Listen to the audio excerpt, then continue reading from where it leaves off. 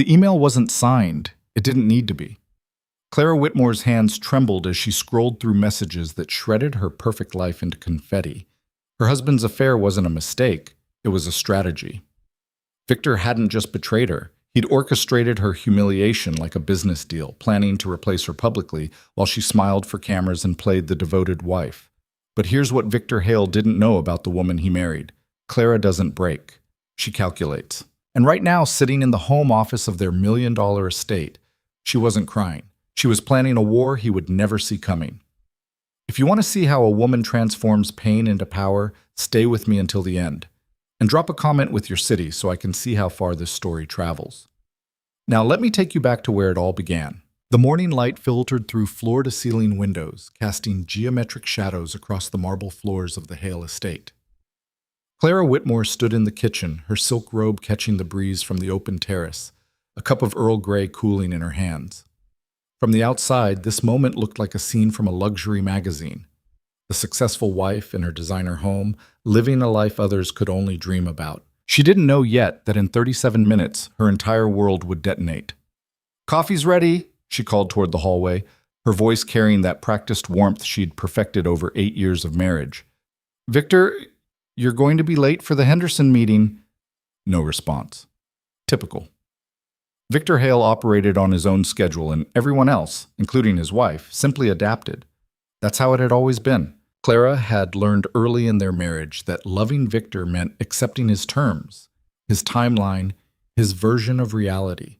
She checked her watch. 7:45. The house staff wouldn't arrive until 9, giving them these quiet morning hours alone. Or what passed for alone in a marriage that had somewhere along the way become more performance than partnership. Clara moved through the kitchen with practiced efficiency, arranging breakfast on the marble island, fresh croissants from the French bakery Victor preferred, the imported jam he insisted on, sliced fruit arranged just so. She'd become an expert at these small gestures, the invisible labor that kept their life running smoothly. Her phone buzzed. A text from Lila. "Lunch today? Need to catch up."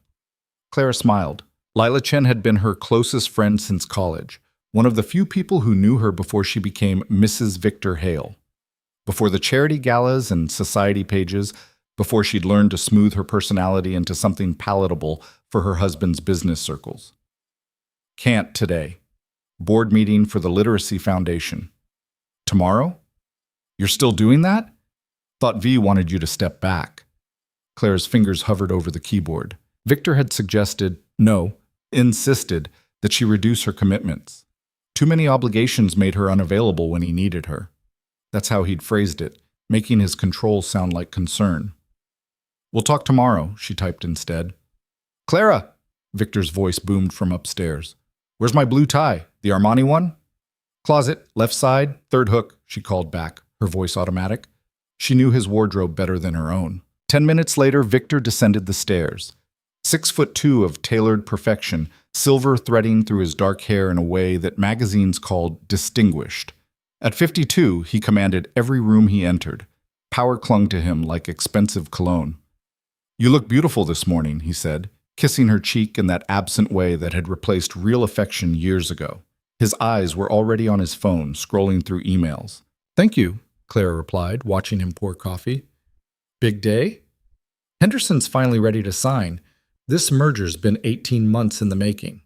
He grabbed a croissant, still reading his screen. "I'll need you at the celebration dinner Friday. Wear something impressive. Red, maybe.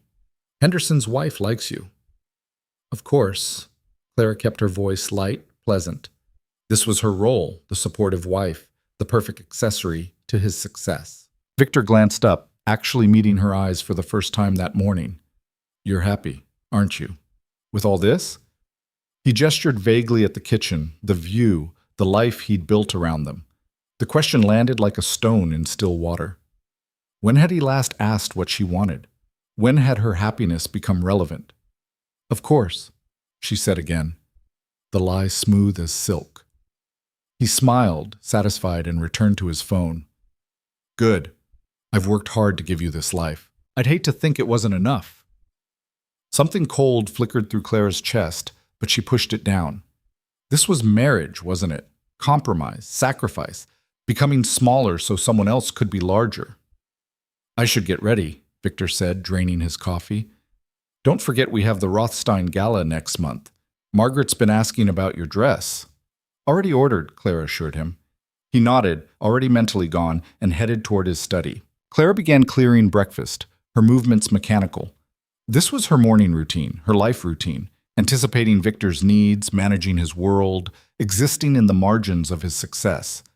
She was loading the dishwasher when she heard it, the notification chime from Victor's tablet, left on the kitchen counter. He'd rushed off without it, distracted by whatever crisis demanded his attention now. Clara's hand moved toward it automatically, intending to bring it to him. Then she froze. The screen had lit up with the notification. An email. The preview showed just the first line. Last night was incredible. I can't stop thinking about... Her breath caught. The sender. A. Morrison. Clara's mind raced. Arthur Morrison was Victor's business partner. But this message didn't sound like business. And that intimate tone, that casual confession, her heart hammered against her ribs. She shouldn't look. Privacy. Trust. All the principles of a healthy marriage. But her fingers were already moving, unlocking the tablet. She knew Victor's passcode. He'd never bothered to hide it. Why would he? She was his wife, completely under his control, completely trusted because she was completely owned. The email opened. Last night was incredible. I can't stop thinking about the way you looked at me across the boardroom table, knowing what we'd done just hours before. The risk makes it better, doesn't it? V has no idea. She's so wrapped up in her little charity projects, playing the perfect wife, while you and I... The words blurred. Clara's hand shook so violently the tablet nearly slipped from her grip. She read it again, then again. Each word a blade, cutting deeper. A. Morrison wasn't Arthur. The signature at the bottom confirmed it. Alexis. Alexis Morrison. The 29-year-old marketing director Victor had hired 6 months ago. The woman with the sharp suits and sharper ambition. The woman Clara had met at company events, shaken hands with, smiled at. Clara's breath came in short gasps. She scrolled up, finding more messages. Dozens, hundreds, going back months. Her fingers moved faster, clicking through a digital archive of her husband's betrayal. We should be more careful. Clara almost caught me leaving your office late last night. She suspects nothing. She never does. When are you going to tell her? I'm tired of being the secret. Soon, after the Henderson merger closes. I need her cooperative for the public image. Then we'll make the transition clean. Transition. The word hung in Clara's mind like a guillotine blade. She kept reading, her horror deepening with each message. I've been moving assets gradually. She won't have grounds to take much in the divorce. My lawyers have been brilliant. You're sure she won't fight? Clara. She'll be devastated, but she won't fight. She doesn't have it in her. She'll cry, accept some settlement, and fade away quietly. It's who she is. Clara's vision tunneled. The kitchen seemed to tilt around her. This wasn't just an affair. This was a calculated extraction. Victor had been planning to discard her like outdated furniture, and he'd been stupid enough, arrogant enough, to believe she'd let him. Her phone buzzed. A calendar reminder. Board meeting, 10 a.m., Literacy Foundation. She stared at it, this little notification about her little charity project. The foundation she'd built from nothing that served 3,000 children across the city, that had been her purpose when everything else felt hollow. Little. That's what Victor thought of her life, her work, her worth. The rage came then, cold and clarifying. Not the hot, explosive kind that burned out quickly. This was ice, sharp, patient, permanent. Clara set down the tablet with careful precision. Her hands had stopped shaking. Her breathing had steadied. Something fundamental had shifted inside her, like tectonic plates rearranging into a new landscape. She walked upstairs, past Victor's study where she could hear him on a conference call, his voice booming with confidence, past their bedroom with its California king and designer linens, into her own study, the small room Victor had given her for her hobbies. She sat at her desk and opened her laptop. Her fingers flew across the keyboard with purpose now. First, she forwarded every email from the tablet to her own private account. Evidence, documentation, ammunition. Then she opened a search window and typed, "Best divorce attorneys in the city." But even as she compiled names and numbers, Clara's mind was working on a deeper level. A divorce would be public, messy, emotional. Victor expected that. He'd planned for it. His lawyers were already positioning assets beyond her reach. No, a simple divorce wasn't enough. This required something more strategic, more devastating, more permanent. She needed to understand exactly what she was dealing with. Clara spent the next hour reading through every email, every text exchange she could find. The picture that emerged made her stomach turn. Victor and Alexis had been involved for 8 months. They'd been careless, meeting at hotels, his apartment downtown, even in his office. They'd discussed Clara in terms that ranged from dismissive to cruel. "She's gained weight. Have you noticed?" "Clara's becoming clingy. Keeps asking why I work late. She's useful for now. The charity wife image plays well. But Alexis, you're the future." But the worst discovery came in a folder marked legal. Documents outlining Victor's strategy to minimize her divorce settlement. He'd been transferring assets to offshore accounts, restructuring investments in ways that concealed their value. He'd even consulted with accountants about how to claim business losses that would reduce his apparent net worth. He'd been preparing to financially destroy her while she'd been arranging his breakfast. Clara sat back, her mind racing. 8 years of marriage. She'd given up her career in marketing to support his ambitions. She'd hosted his clients, managed his social calendar, been the perfect corporate wife while her own dreams gathered dust. And this was how he repaid her loyalty, with betrayal, theft, and contempt. Her phone buzzed. Lila again. "Everything okay? You seem off." Clara stared at the message. She'd been hiding her growing unhappiness from everyone, even her closest friend, keeping up appearances, protecting Victor's image. That ended now. "Can you come over? It's important. On my way." While she waited, Clara returned to her research. The divorce attorneys' websites all promised aggressive representation, substantial settlements, justice for wronged spouses. But Clara's ambition was growing beyond a mere settlement. She wanted Victor to lose everything that mattered to him: his reputation, his business standing, his power, his control. She wanted him to feel exactly as small as he'd made her feel. The doorbell rang 30 minutes later. Claire had dressed by then. Sleek black pants, a crisp white blouse, her hair pulled back. War paint, she thought with grim satisfaction. Lila stood on the doorstep, concern etched across her features. "What's wrong? You sounded—" "Come in," Clara interrupted, her voice steady. "I need to show you something." They settled in Clara's study. Lila was a corporate strategist, brilliant and ruthless in business. She'd warned Clara years ago that Victor was controlling, that the marriage had red flags. Clara hadn't listened. She'd been too in love, too committed to making it work. Now she handed Lila the tablet, watching her friend's expression shift from confusion to shock to fury as she read. "Clara," Lila breathed, This is systematic. He's been planning this for months. 8 months for the affair. At least 6 months planning the financial strategy for the divorce." Clara's voice was eerily calm. "He's already positioned himself to walk away with everything while I get a minimal settlement, and then he'll publicly debut Alexis as his new partner." Lila looked up, her eyes fierce. "We're going to destroy him." "Yes," Clara agreed, "but not the way he expects. Not with tears and accusations. I need this to be strategic, calculated, complete." A slow smile spread across Lila's face. "Now you're thinking clearly. Okay, let's inventory what we're dealing with." They spent the next 3 hours dissecting Victor's empire. Lila pulled up financial records, business structures, partnership agreements. Clara contributed her intimate knowledge of Victor's operations. She'd been privy to enough dinner conversations, enough late-night calls to understand how his world worked. "His reputation is his currency," Lila observed. "In his circles, image is everything. The powerful husband, the stable marriage, the family man. Even though we don't have children," Clara added. Another sore point in their marriage. Victor had decided they'd wait, then changed his mind entirely, claiming his career needed his full focus. "Right. So his image is carefully curated. What happens when that image shatters publicly?" Clara leaned forward. "His business partners get nervous, his investors question his judgment, his social standing crumbles." "Exactly. But we need more than just exposing the affair. That's tacky.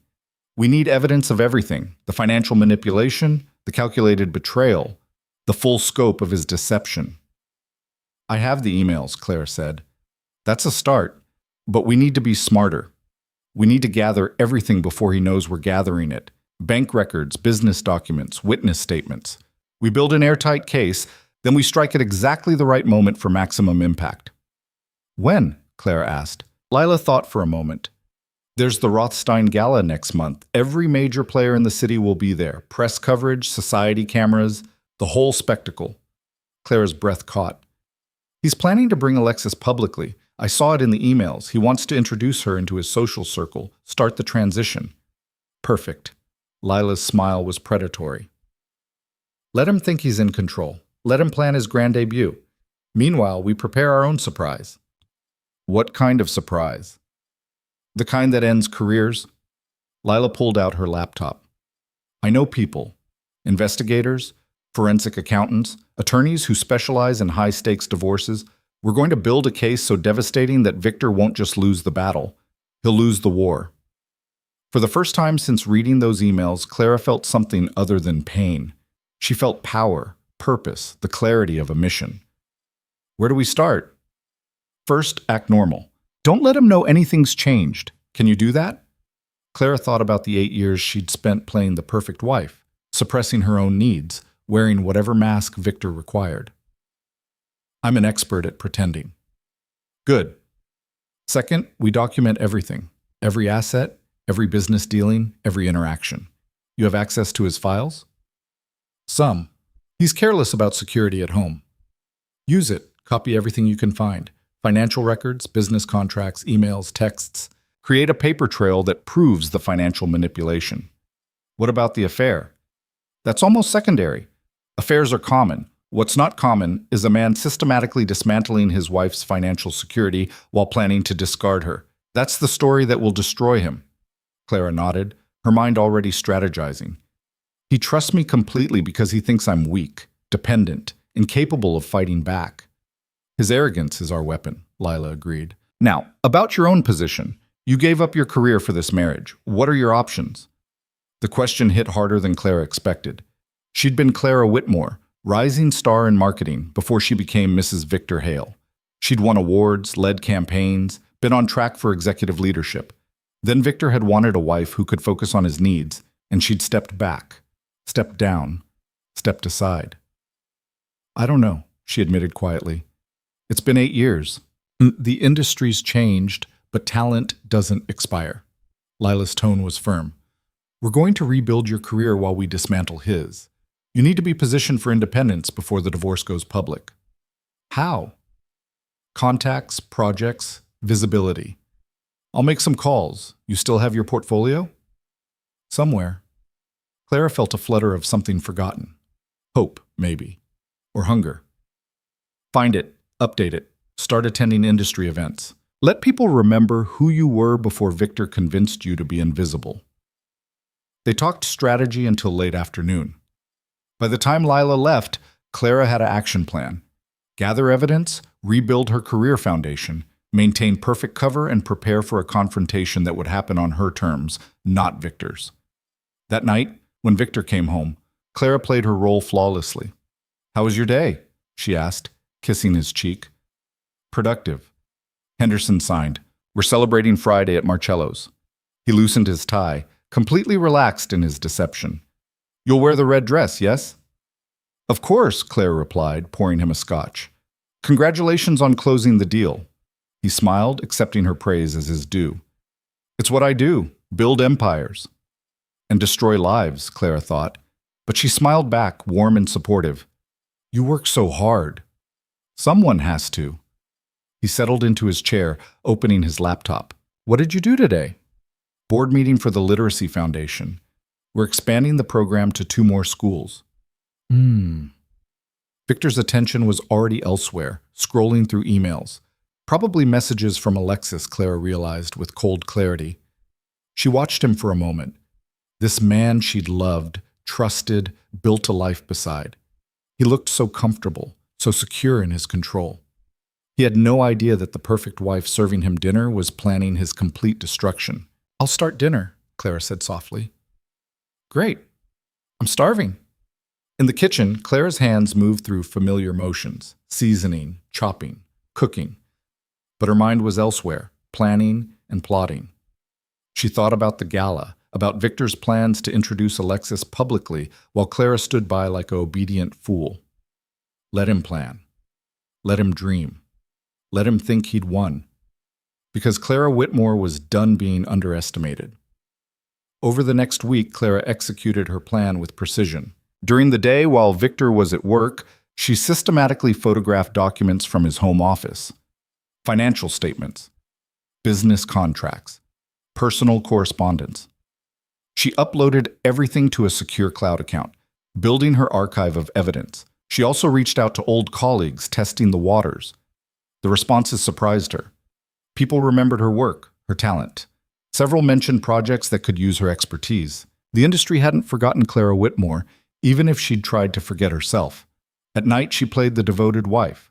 She attended Victor's business dinners, smiling appropriately, asking intelligent questions, being the perfect asset to his image. She watched him interact with Alexis at a company event, saw the way they carefully avoided eye contact, maintaining their charade. The performance was exhausting, but Clara had learned something crucial. She was a better actor than she'd ever realized. Friday arrived, the Henderson celebration dinner. Clara wore the red dress as instructed, her hair styled elegantly, makeup flawless. She looked like the successful corporate wife she was supposed to be. "You look stunning," Victor said, his compliment automatic and empty. "Thank you," Clara replied, smoothing the silk fabric. Once, his approval had mattered. Now, it meant nothing. At the restaurant, they joined Henderson and his wife, along with several other business associates. Clara engaged in polite conversation, laughed at jokes, asked about children and vacation plans. She'd perfected this role over 8 years. Across the table, Victor held court, telling stories about the negotiation, accepting congratulations. He reached over occasionally to touch Clara's hand, performing affection for their audience. And all Clara could think was, soon, all of this ends. The following week brought a breakthrough. Lila called with news. "I found something," she said, her voice tight with excitement. "Victor's been more careless than we thought." They met at a coffee shop far from Clara's usual haunts. Lila spread out printouts across the table. "These are bank records from accounts your husband thought were hidden. Offshore transfers, shell companies, the whole elaborate setup. But here's the thing, some of these transfers are technically illegal. Tax evasion, at minimum, possibly fraud." Clara's pulse quickened. "Are you sure?" "I had a forensic accountant review everything. Victor's been very clever, but not quite clever enough. If this goes to court, he's not just facing divorce, he's facing potential criminal charges." The implications crystallized in Clara's mind. This was bigger than she'd imagined. Victor hadn't just betrayed her personally. He'd exposed himself legally. "What do we do with this?" "We keep building the case. The more evidence we have, the stronger our position. But Clara," Lila's expression turned serious, "this could get ugly. Really ugly. Are you prepared for that?" Clara thought about the emails, the contempt, the years of manipulation. She thought about who she'd been before Victor and who she'd become under his control. She thought about the future she could build if she was brave enough to fight for it. "I'm prepared," she said firmly. "What's next?" "Next, we bring in the professionals. I know an attorney, Diane Russo. She's the best in the city for high net worth divorces. Ruthless, strategic, and she never loses. I'll set up a meeting." 3 days later, Clara sat in Diane Russo's office, all glass and steel, overlooking the city. The attorney was in her 50s, impeccably dressed, with eyes that missed nothing. "Tell me everything," Diane said. Clara did. She walked through her marriage, the discovery of the affair, the evidence she'd gathered, the financial manipulation. She handed over documentation, emails, bank records, photographs of documents, the full arsenal of Victor's betrayal. Diane listened without interrupting, her expression unreadable. When Clara finished, the attorney sat back, steepling her fingers. "Mrs. Hale, your husband has made several critical mistakes. First, he underestimated you. Second, he documented his own misconduct extensively. Third, his financial maneuvering, while clever, is potentially criminal. This gives us extraordinary leverage." "What kind of leverage?" Clara asked. "The kind that means you won't just walk away from this marriage whole. You'll walk away victorious. But I need to know, what's your goal? A quick settlement? Maximum financial compensation? Complete destruction of his reputation? Clara met Diane's gaze steadily. All of it. I want him to lose everything that matters to him the way he tried to strip everything from me. A small smile crossed Diane's face. Then we're going to get along very well. Here's what I propose. They spent 2 hours mapping strategy. Diane would begin building the legal case immediately, preparing for a divorce filing that would be comprehensive and devastating, but the timing was crucial. The Rothstein Gala, Clara said. That's when he plans to publicly introduce Alexis. That's when I want to strike. Diane considered this. Public confrontation is risky. It could backfire, make you look vindictive. Not if we do it right, Lila interjected. She'd joined them for the meeting. Not if Clara appears as the wrong party with dignity and evidence.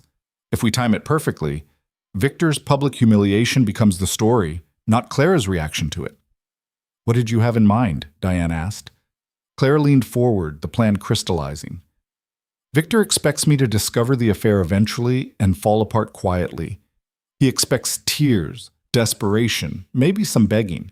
He's counting on me being too broken to fight back effectively. What if instead, I'm completely calm, completely prepared? What if I stand in front of everyone he's trying to impress and systematically dismantle his entire world? Diane's smile widened. I like the way you think, but we'll need perfect execution. One mistake, and he'll spin the narrative against you. Then we don't make mistakes, Clara said simply. They spent the remaining weeks preparing. Clara continued her double life, devoted wife by night, avenging strategist by day. She gathered more evidence, documented every asset, built her case until it was airtight. She also started rebuilding herself. She attended industry conferences, networked with old colleagues, even took on a small consulting project. With each step, she felt herself emerging from the shadow Victor had cast over her life. The Literacy Foundation Board noticed the change. You seem different lately, Margaret Rothstein commented after one meeting. More present. I'm finding my footing again, Claire replied carefully. Well, it suits you. You've always had such potential. I'd love to discuss some opportunities. They'd scheduled lunch for the week after the gala. Clara had smiled and agreed, knowing that by then, her entire life would be different. The night before the gala, Clara couldn't sleep. She lay beside Victor in their bed. This man who'd shared her life for 8 years while planning to discard her. His breathing was steady, peaceful. He had no idea what was coming. Tomorrow night, she would walk into that ballroom as Mrs. Victor Hale for the last time. She would end this marriage, this charade, this chapter of her life in the most public, devastating way possible. And then she would finally be free to become whoever she was meant to be. Clara rose quietly, moving to the window. The city sprawled below, lights glittering in the darkness. Somewhere out there, Alexis Morrison was probably sleeping too, dreaming of her future as Victor's next wife, his next conquest. Let her dream. Tomorrow, both of them would wake up to a very different reality. Clara's phone buzzed softly. A text from Lila. Ready for tomorrow? Clara typed back. More than ready. Good. Because there's no going back after this. Clara looked at the message for a long moment. Lila was right. Once she stepped into that gala and executed their plan, her life would change forever. The comfortable predictability of her marriage would be gone. The financial security, the social standing, the identity she'd built as Victor Hale's wife, all of it would shatter. But underneath all that was something Victor had never managed to destroy. The woman she'd been before him, the strength she'd buried, the ambition he'd convinced her to abandon. That woman was coming back, and she was done playing small. No going back, Clara typed. Only forward. She returned to bed, lying awake in the darkness. Tomorrow would bring the confrontation she'd been planning for weeks. But tonight, in these final hours of her old life, Clara let herself feel everything. The grief of a marriage ending, the rage at years of manipulation, the fear of an uncertain future, and underneath it all, the sharp, fierce joy of finally fighting back. Victor stirred beside her, reaching out in his sleep. Once, that gesture would have comforted her. Now it meant nothing. Clara closed her eyes, not to sleep, but to visualize tomorrow. She saw herself entering the ballroom, saw Victor's face when he realized what was happening, saw the moment when power shifted and she reclaimed everything he'd tried to take. The perfect wife was about to become the perfect nightmare, and Victor Hale had no one to blame but himself. The morning arrived with deceptive normalcy. Sunlight streamed through the curtains, birds chirped in the garden, and the coffee maker beeped its cheerful signal downstairs. Clara woke to find Victor already in the shower, humming tunelessly as steam clouded the bathroom mirror. She lay still for a moment, listening to the ordinary sounds of her husband's morning routine. In a few hours, none of this would exist. The marriage, the pretense, the carefully constructed lie they'd been living, all of it would collapse in front of 500 witnesses. Her phone showed 6:30. The gala started at 7 that evening, 12 and a half hours until detonation. Clara rose and dressed in yoga pants and a soft sweater, the kind of casual comfort that suggested a relaxed Saturday. She needed Victor to believe today was just another day leading up to just another event. No tension, no warning signs. "Morning," Victor called from the bathroom, his voice muffled by toothpaste. "Big night tonight. You excited?" "Very," Claire replied, injecting just enough enthusiasm to sound genuine. "It'll be wonderful." She descended to the kitchen and went through the motions of breakfast preparation, her hands steady despite the adrenaline coursing through her veins. Toast, eggs, fresh orange juice, the domestic tableau she'd performed 1,000 times. Victor appeared 20 minutes later, dressed in weekend casual, expensive jeans and a polo shirt that probably cost more than most people's monthly grocery budget. He kissed her cheek absently, already scrolling through his phone. "Alexis sent over the final guest list," he said, his tone completely neutral. "Looks like we'll have some major media there. Good visibility." Clara's stomach tightened at the casual mention of his mistress, but her expression remained pleasant. "Wonderful. I'm sure everything will be perfect." "It will be." Victor grabbed his coffee, still focused on his screen. "This event is crucial for the Henderson partnership. Everyone who matters will be watching." Including me, Clara thought. Especially me. "What time is your tea time?" she asked, knowing he'd scheduled golf with his business partners. 10. I'll be back by 4 to get ready." He glanced up. "You're getting your hair done?" "At 3. Marissa's fitting me in specially." "Good. Wear those diamond earrings I gave you for our anniversary, the statement ones." Clara nodded obediently, thinking about how those earrings, like everything else he'd given her, had been purchased with money that was legally half hers anyway. Community property, Diane had explained during their preparation sessions. Everything acquired during the marriage belonged to both of them, regardless of whose name appeared on the purchase receipt. Victor would learn that lesson tonight in the most painful way possible. He left at 9:30, kissing her goodbye with the same casual affection he might show a favorite pet. "See you tonight, darling. This is going to be our night." "Yes," Clara agreed quietly. "It certainly is." The moment his car disappeared down the driveway, Clara's composure cracked. She gripped the counter, breathing deeply, letting herself feel the weight of what she was about to do. 8 years of marriage, 8 years of building a life together, even if that life had been built on quicksand and lies. She'd loved him once, truly, deeply loved him. That made the betrayal cut deeper, but it also made her resolve stronger. Her phone rang. Lila. "Status check," her friend said without preamble. "He just left for golf. Everything's on schedule." "Diane's team has the presentation ready. We'll load it into the venue's system this afternoon. The AV guy owes me a favor, so he'll make sure the technical execution is flawless." Clara closed her eyes, visualizing it. The massive screens that would display evidence of Victor's betrayal to every guest in the ballroom. The carefully curated slideshow of emails, bank transfers, and damning documentation that would destroy his reputation in real time. "What if he tries to stop it?" Clara asked, voicing the fear she'd been suppressing. "He won't have time. The presentation will run automatically once triggered. By the time he realizes what's happening, it'll be too late." And Lila's voice softened. "You don't have to do this. We can file the divorce quietly, settle this in court, let the evidence speak through legal channels." "No." Clara's voice was firm. "He planned to humiliate me publicly by parading his mistress in front of everyone we know. He deserves the same exposure he was going to give me." "Okay then, I'll see you at 5 for final prep." "I'll be there." Clara spent the next few hours in methodical preparation. She showered, exfoliated, moisturized, all the rituals of getting ready for a major social event. But her mind was elsewhere, running through the plan step by step, identifying potential problems, crafting contingencies. At 1:30, her phone buzzed with a text from an unknown number. "Mrs. Hale, this is Alexis Morrison. I think we should talk before tonight." Clara stared at the message, her heart rate spiking. After months of silence, Victor's mistress was reaching out now, hours before the gala. She typed carefully. "About what?" The response came quickly. "About Victor. About us. About the truth you deserve to know." A bitter laugh escaped Clara's throat. The truth she deserved to know? She knew more truth than Alexis could possibly imagine. "I'm busy preparing for tonight's event," Clara replied. "Perhaps another time. Please, I'm not the villain you think I am." Victor has been lying to both of us. Clara's fingers hovered over the keyboard. Part of her wanted to ignore this, to stay focused on the plan. But another part, the part that had once been a strategic marketer who understood the value of intelligence gathering, saw an opportunity. "Fine. Meet me at Café Marchand in 1 hour.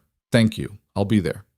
Clara forwarded the exchange to Lila, adding, "Change of plans?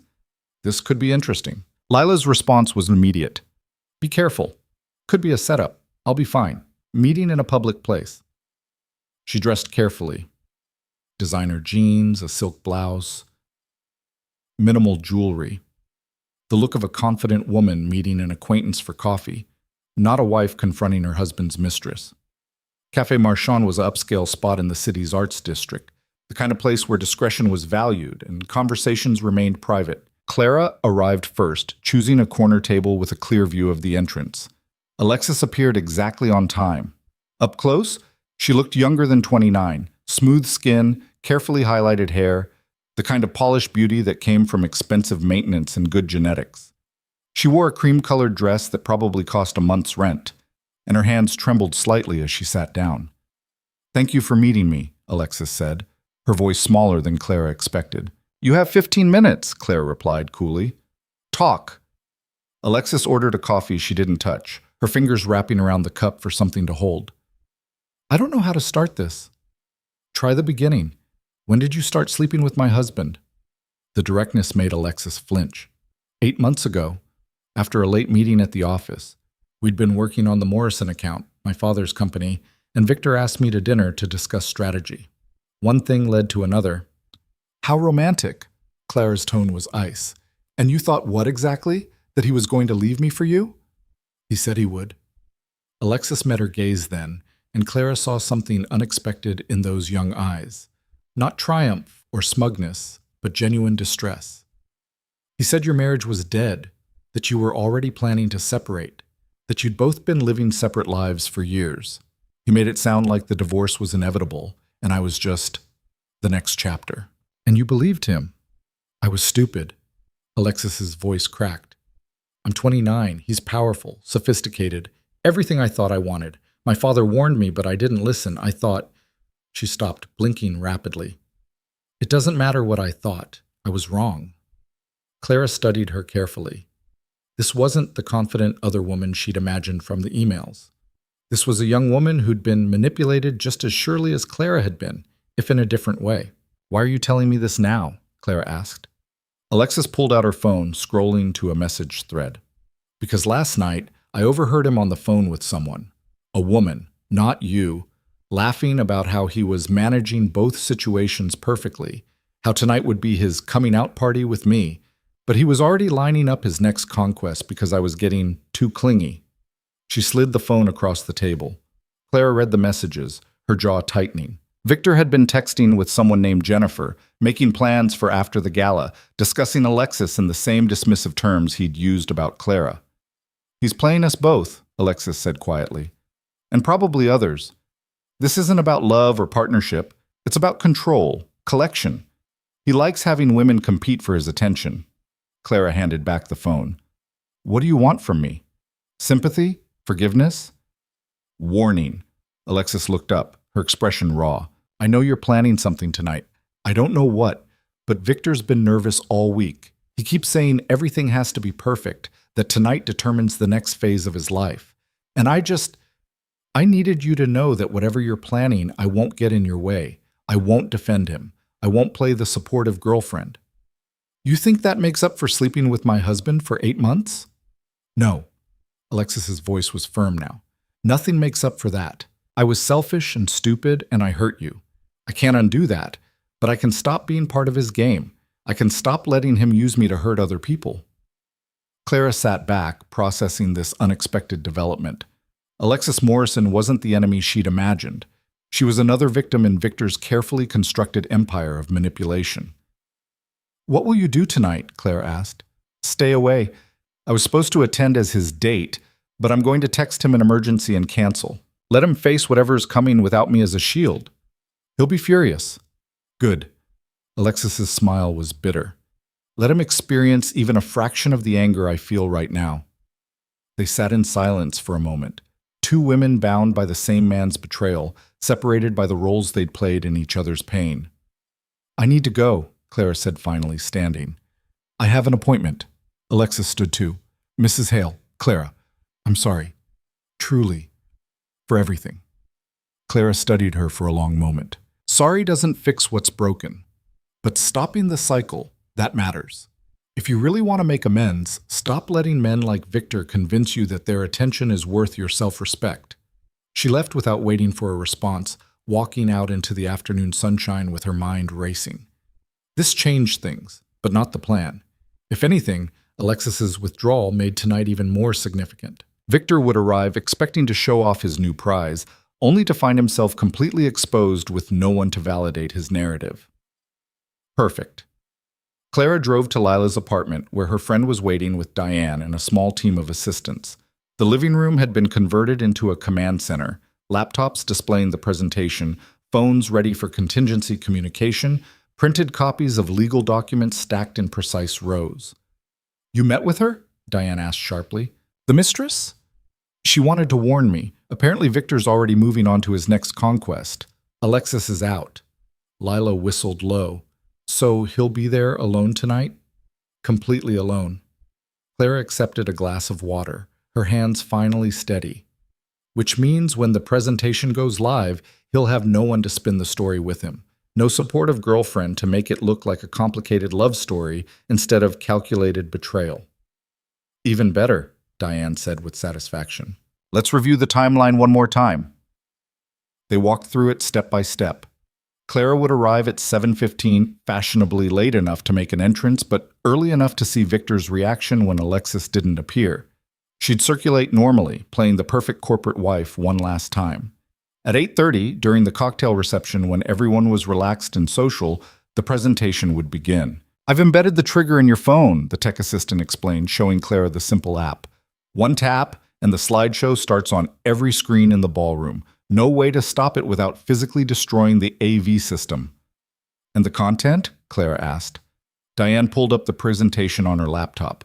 40 slides, each one a carefully curated piece of evidence. The emails between Victor and Alexis.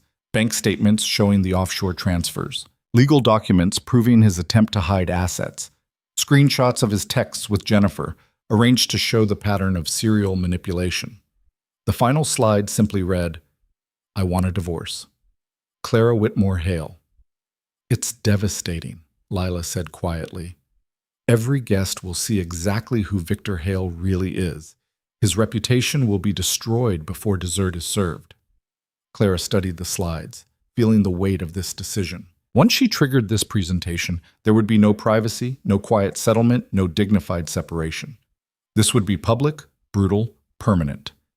But then she thought about the emails. She'll cry, accept some settlement, and fade away quietly. It's who she is. No, it wasn't who she was. It was who Victor had tried to make her. I'm ready, she said firmly. At 3 o'clock, Clara left for her hair appointment. Marissa had been her stylist for 5 years, and she worked her magic with familiar efficiency, elegant updo, soft curls framing Clara's face, makeup that emphasized her eyes. You look like you're going to war, Marissa commented, applying the final touches of lipstick. Do I? Clara studied her reflection. The woman looking back was polished, powerful, completely in control. In the best way, like a queen preparing for battle. Marissa stepped back, admiring her work. Whatever tonight is about, you're going to own that room. Clara smiled, the expression not quite reaching her eyes. That's the plan. She arrived home at 4:30 to find Victor already dressed, a custom tuxedo that probably cost more than her entire wardrobe. He was pacing the bedroom, phone pressed to his ear, his expression frustrated. I don't care what the emergency is, he was saying sharply. You're supposed to be there tonight. This is important, Alexis. A pause. Fine. We'll discuss this later. Don't think you can just... He stopped, apparently having been hung up on. Damn it! He turned to find Clara in the doorway, and his expression immediately smoothed into practiced charm. There you are. You look beautiful. Is that a new hairstyle? Marissa suggested it. Do you like it? Very elegant. He kissed her cheek, his mind clearly elsewhere. Listen, there's been a change of plans. My colleague Alexis can't make it tonight. I was counting on her to help with the Morrison account networking, but apparently she has a family emergency.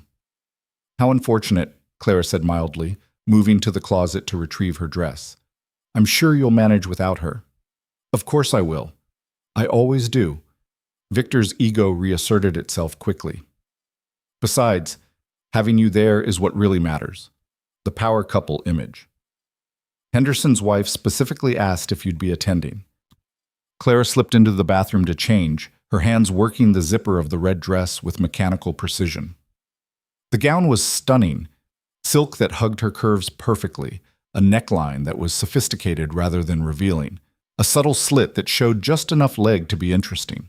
She'd bought it thinking it would be armor for playing the supportive wife one more time.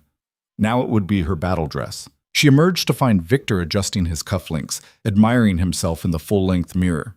He turned when she appeared, and something flickered in his expression. Genuine appreciation, maybe, or just satisfaction at how well his wife photographed. Perfect, he said. Absolutely perfect. Every man in that room will envy me tonight. Not for long, Clara thought. They arrived at the Rothstein estate at 7:20, fashionably late as planned. The mansion was already alive with light and music, valets directing a parade of luxury vehicles, guests ascending the marble steps in their formal finest. Margaret Rothstein herself greeted them at the entrance, resplendent in emerald silk. Clara, darling, and Victor, so wonderful you could make it. The ballroom is already packed. Everyone who matters is here. We wouldn't miss it, Victor replied smoothly, his hand possessive on Clara's lower back. They entered the ballroom and Clara's breath caught despite herself. The space had been transformed into a glittering wonderland, crystal chandeliers, white roses everywhere, champagne flowing freely. And everywhere, screens, massive displays mounted on the walls, currently showing elegant patterns and the evening schedule. Those same screens would soon show something very different. Victor! Clara! Henderson approached with his wife, already slightly flushed from champagne. Congratulations again on the merger. This is going to be tremendous. They fell into conversation, Victor in his element, charming, confident, telling stories that made everyone laugh. Clara played her part perfectly, smiling at the right moments, touching his arm affectionately, being the supportive wife she'd perfected over 8 years. But her eyes kept tracking to the screens, to the clock, to the phone in her evening bag where the trigger app waited. 8 o'clock. 8:15. The cocktail hour continued, guests mingling and networking, waiters circulating with hors d'oeuvres and drinks. Clara accepted champagne she didn't drink, made conversation she didn't remember, waited for the perfect moment. At 8:25, she excused herself to the ladies' room. Inside the elegant lounge, she pulled out her phone with shaking hands. A text from Lila. You still good to go? Clara stared at the message. This was it. The final moment to back out, to choose the quiet divorce, the private settlement, the dignified separation. But quiet and private were what Victor expected. What he'd planned for. What he'd counted on when he'd systematically betrayed her trust and tried to steal her financial security. She typed back. Activating now. Her finger hovered over the trigger app. One tap. That's all it would take. Clara thought about the woman she'd been when she married Victor. Ambitious, confident, full of dreams. She thought about the woman she'd become. Diminished, controlled, invisible. And she thought about the woman she could be starting tomorrow. Free, powerful, unstoppable. She pressed the button. For a moment, nothing happened. Then her phone buzzed with confirmation. Presentation activated. Runtime, 12 minutes. Clara took a deep breath, checked her reflection one final time, and walked back into the ballroom with her head high and her heart hammering against her ribs. The screens were still showing decorative patterns. Guests continued their conversations, oblivious. Victor stood near the bar with a group of business associates, gesturing expansively, probably telling some story about his latest triumph. Then the lights dimmed slightly, the way they might before an announcement. Conversations quieted. Guests turned toward the screens expectantly, probably anticipating a welcome message from the Rothsteins or a charity appeal. Instead, the first slide appeared. It was simple, elegant, devastating. The truth about Victor Hale. Clara watched Victor's face drain of color. She saw him fumble for his phone, his hand suddenly clumsy. She saw the moment he realized what was happening, saw the panic flash across his features before he tried to mask it with confusion. But it was too late. The presentation had already moved to the second slide. An email exchange. Victor to Alexis. Clara has no idea. She never does. She's too wrapped up in her little charity projects to notice anything beyond her controlled world. A murmur rippled through the crowd. Guests looked from the screens to Victor to Clara, trying to understand what they were seeing. The slides continued, relentless. More emails. Bank transfers showing money being moved to offshore accounts. Legal documents proving Victor's attempt to hide assets before filing for divorce. Each piece of evidence carefully curated, impossible to deny, devastating in its comprehensiveness. "Turn it off!" Victor shouted suddenly, lunging toward the AV booth. "This is a mistake! Someone turn this off!" But the technical team had been well paid to ignore all interruption attempts. The presentation continued. Clara stood perfectly still in the center of the ballroom, every eye now alternating between her and the screens. She didn't cry, didn't rage, didn't explain. She simply stood there, dignified and calm, while her husband's entire carefully constructed image crumbled in real time.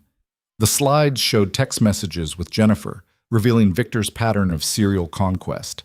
They showed the calculated timeline of his affair with Alexis, overlaid with emails to his lawyer about divorce strategy. They showed everything: the financial manipulation, the emotional abuse, the systematic betrayal. "This is insane," Victor was shouting now, his face red, his composure completely shattered. "Clara, what are you doing? Stop this immediately."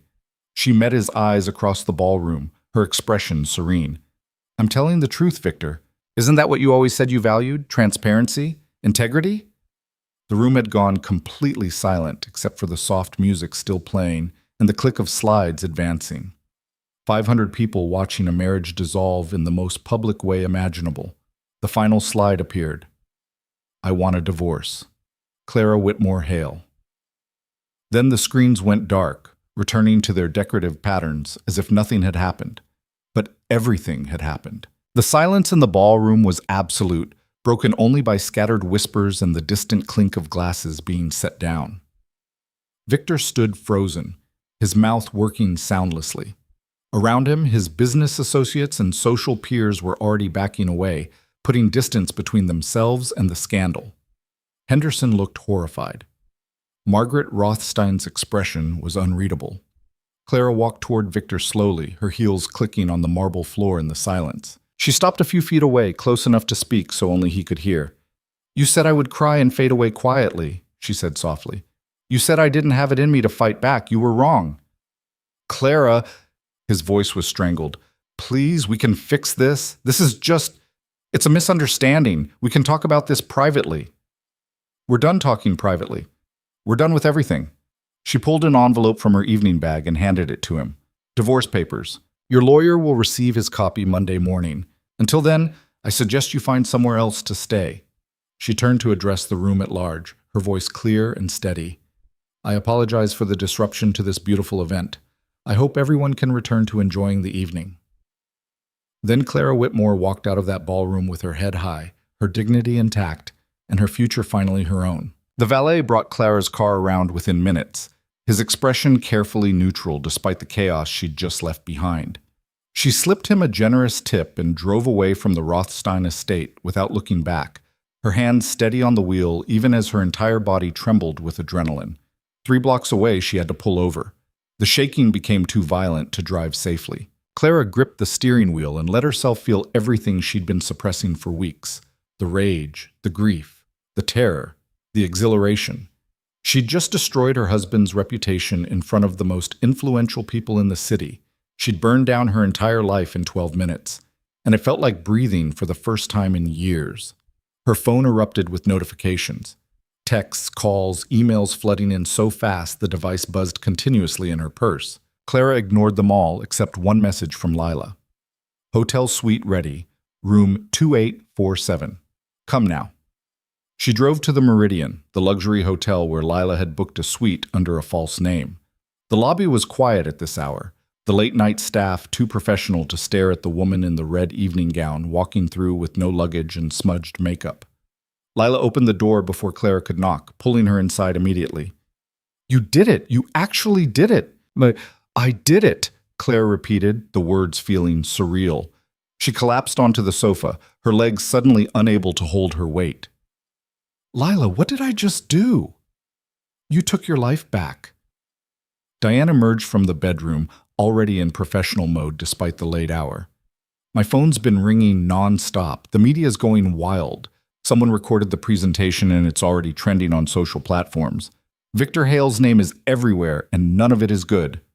Clara closed her eyes. She'd known the confrontation would be public, but hearing about the viral spread made it feel even more irreversible. "What are people saying?"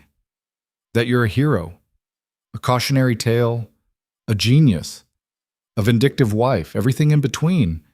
Diane sat across from her, tablet in hand showing various social media feeds. "But the overwhelming narrative is support for you.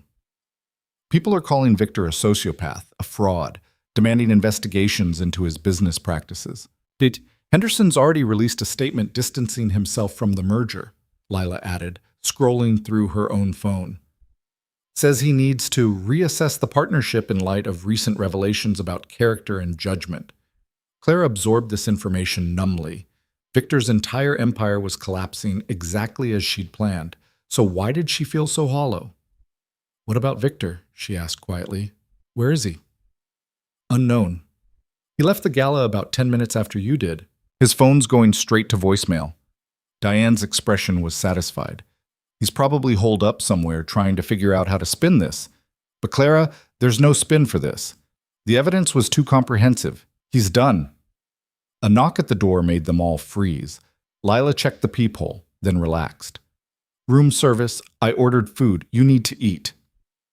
Clara hadn't realized she was starving until the server wheeled in a cart laden with comfort food: pasta, bread, chocolate cake.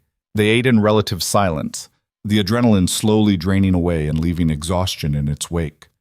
"You should sleep," Diane said eventually. "Tomorrow's going to be intense. The media will be relentless, Victor will probably try to contact you, and we need to prepare for the legal proceedings." "I can't sleep." Clara stood, pacing to the window. The city sprawled below, lights glittering like the diamonds she'd worn to the gala. Somewhere out there, Victor was experiencing the same kind of freefall she'd felt when she discovered his betrayal. "What if I made a mistake? What if this was too cruel?" "Stop!" Lila's voice was sharp. "Don't you dare second-guess yourself now. Victor systematically betrayed you, tried to steal from you, planned to humiliate you. You defended yourself. That's not cruelty. That's justice.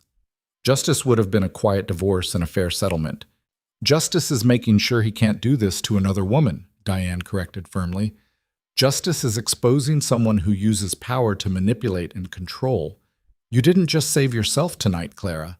You warned every other woman who might have been his next target." Clara wanted to believe that.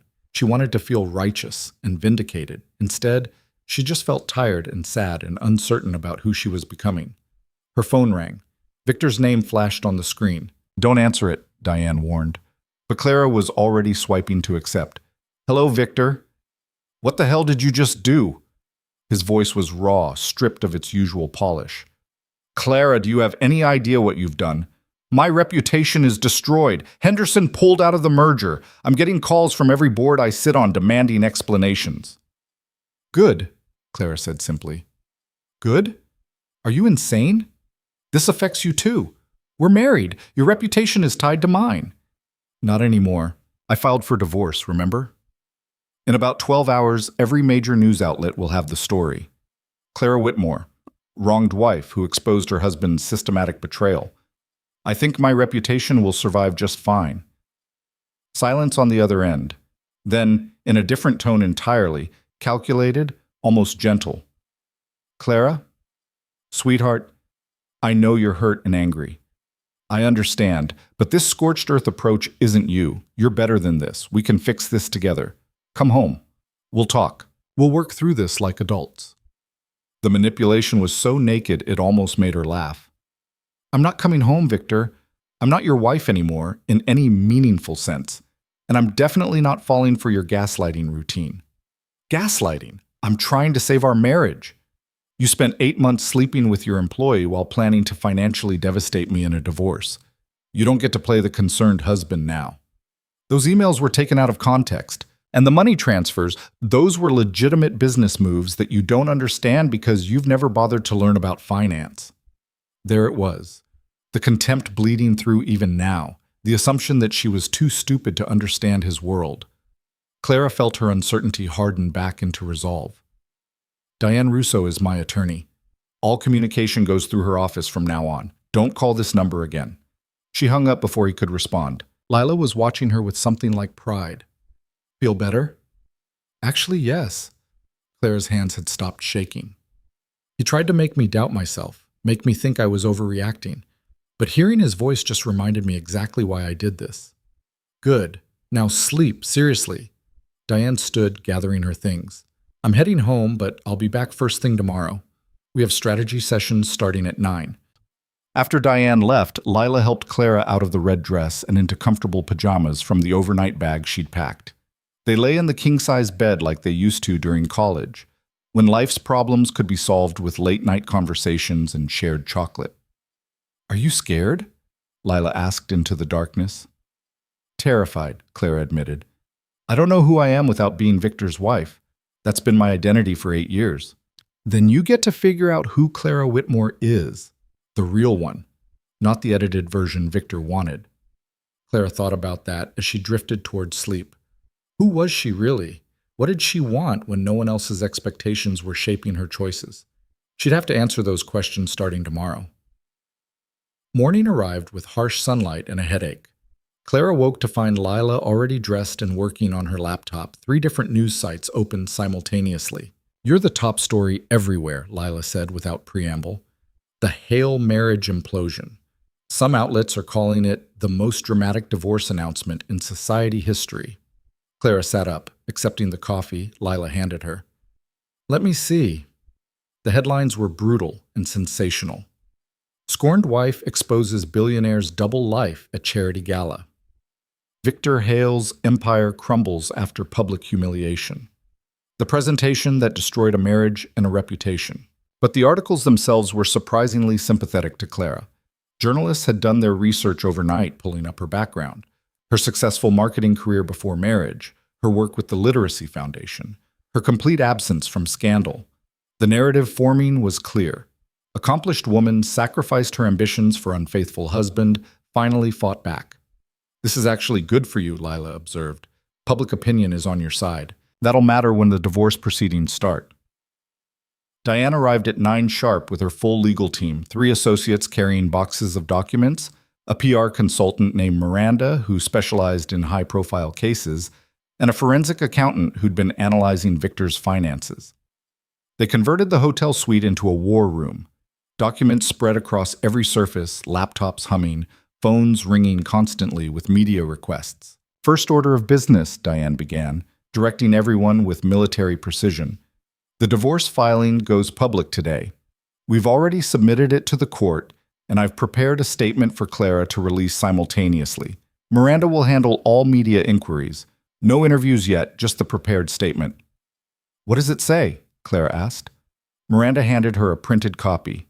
Clara read through it carefully. A measured statement expressing sadness over the marriage's end, confirmation that the presentation accurately represented evidence she'd discovered, and a request for privacy during this difficult time. It struck the perfect balance between dignified and firm. I can work with this, Clara agreed. Next, the financial situation. The forensic accountant, a sharp-eyed woman named Patricia, pulled up spreadsheets on her laptop. Victor's been moving money aggressively since last night. He pulled $2 million from a joint account at 11:30, transferred another million to an account in the Cayman Islands at 1:15. Clara's stomach dropped. Can he do that? Not legally, no. We've already filed for an emergency restraining order on all marital assets. The judge should grant it by this afternoon. Diane's smile was predatory. Every move Victor makes just gives us more ammunition.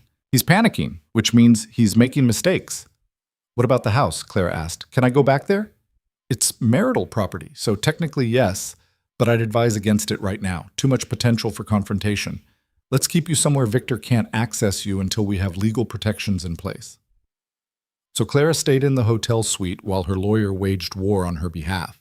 She watched from a distance as Diane filed motions, Patricia traced money trails, and Miranda crafted the public narrative. It felt surreal, being the center of this massive legal and media storm while sitting in a hotel room in yoga pants eating room service. Her phone continued buzzing with messages, supportive texts from friends she hadn't heard from in years, cautious inquiries from charity board members, dozens of interview requests from journalists, and one message that made her pause. Mrs. Hale, this is Margaret Rothstein. I'd like to speak with you when you have a moment, privately. Clara showed it to Diane, who frowned. Margaret could be an ally or an enemy. The Rothsteins have significant social influence. How you handle this could affect your standing in the community. Should I ignore it? No, but be careful. Feel her out before committing to anything. Clara called from the hotel's business center, wanting privacy for this conversation. Margaret answered on the first ring. Clara, thank you for calling back. I imagine you're overwhelmed right now. That's an understatement, Clara admitted. I want you to know that I'm not calling to scold you or take sides. What happened at my gala was certainly dramatic, but having reviewed the evidence you presented, I understand why you felt such drastic action was necessary. Clara relaxed slightly. I'm sorry for disrupting your event. My event will be talked about for years. If anything, you made it memorable. Margaret's tone was dry, but not unkind. But that's not why I'm calling. Clara, I've watched you work with the Literacy Foundation for 3 years. You're talented, dedicated, and far more capable than you've been allowed to demonstrate. I'd like to offer you an opportunity. What kind of opportunity? I'm on the board of the Metropolitan Arts Council. We're launching a major initiative to expand arts education in underserved communities, a $10 million project over 3 years. We need someone to head it up, someone with nonprofit experience, strategic vision, and the backbone to handle high-pressure situations. She paused meaningfully. After last night, I'd say you've demonstrated all 3 qualities. Clara's breath caught. This was a legitimate career opportunity, the kind of high-profile position that could rebuild her professional reputation completely. Margaret, I'm in the middle of a very public divorce. Won't that be a liability? On the contrary, the narrative forming around you is of a strong woman who refused to be victimized. That's exactly the kind of leadership we want representing this initiative. Of course, there would be a vetting process and formal interviews, but I wanted to gauge your interest first. I'm very interested, Clara said carefully, but I need to be transparent. I don't know what my life looks like after this divorce is finalized. I can't make long-term commitments yet. Understandable. The position wouldn't start for 2 months anyway. That gives you time to sort out your personal situation. Think about it, and we'll talk again soon. After hanging up, Clara sat in stunned silence. In the span of 18 hours, she'd destroyed her marriage, become a media sensation, and received a job offer that could launch an entirely new career. The whiplash was dizzying. She returned to the suite to find Lila and Diane in heated discussion. Victor's lawyer just called, Diane said grimly. He wants to negotiate. Already? We haven't even started discovery. He knows what we'll find in discovery. He's trying to settle quickly before more damage is done. Diane pulled out a legal pad covered in notes. He's offering you $5 million and the house in exchange for a non-disclosure agreement about the affair and financial misconduct. Clara laughed, the sound bitter. $5 million? The forensic analysis showed at least $50 million in assets he was trying to hide. Exactly. It's an insulting offer designed to test whether you'll fold under pressure. I told his lawyer to come back with a serious proposal, or we'll see him in court. Good. Clara felt a surge of satisfaction. I'm not settling cheap. Not after what he did.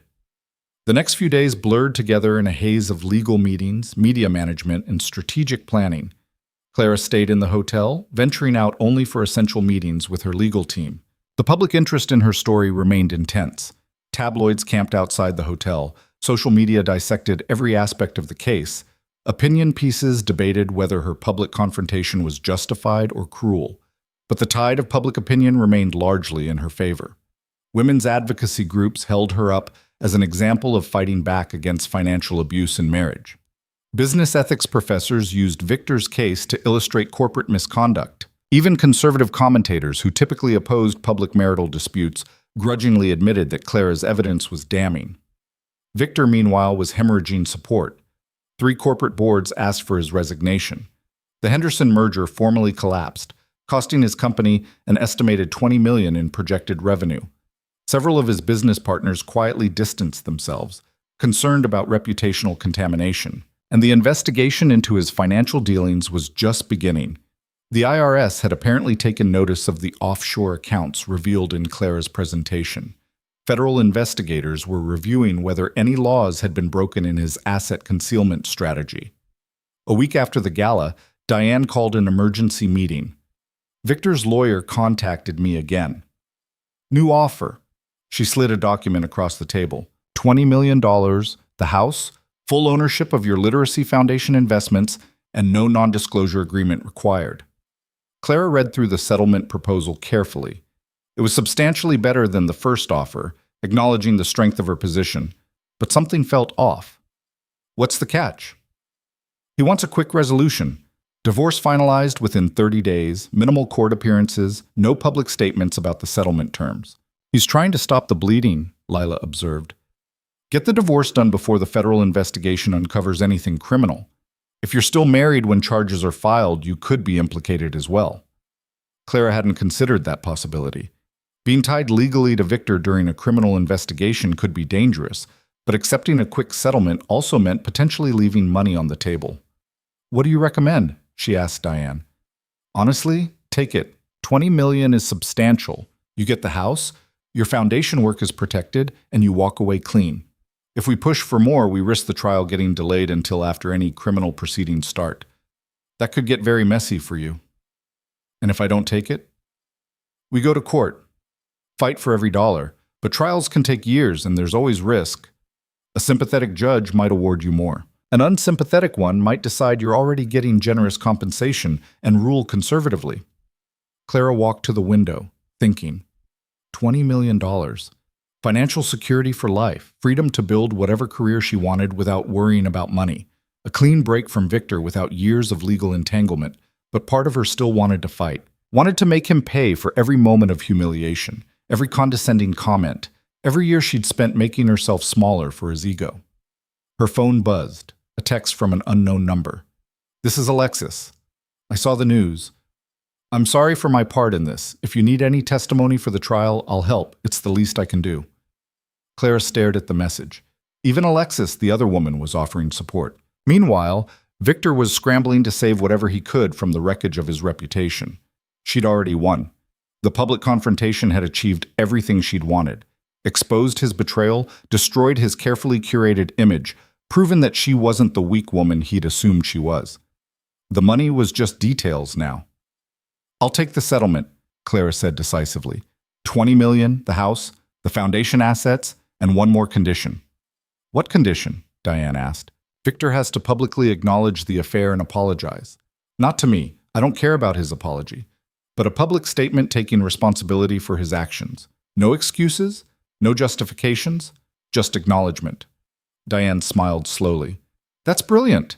It prevents him from later trying to rewrite the narrative or claim you fabricated evidence. His own words confirm everything. Exactly. I want it on record. I want everyone to know that what I revealed was true in his own voice. The negotiations took 3 more days, with lawyers arguing over exact wording and terms. But finally, they reached an agreement.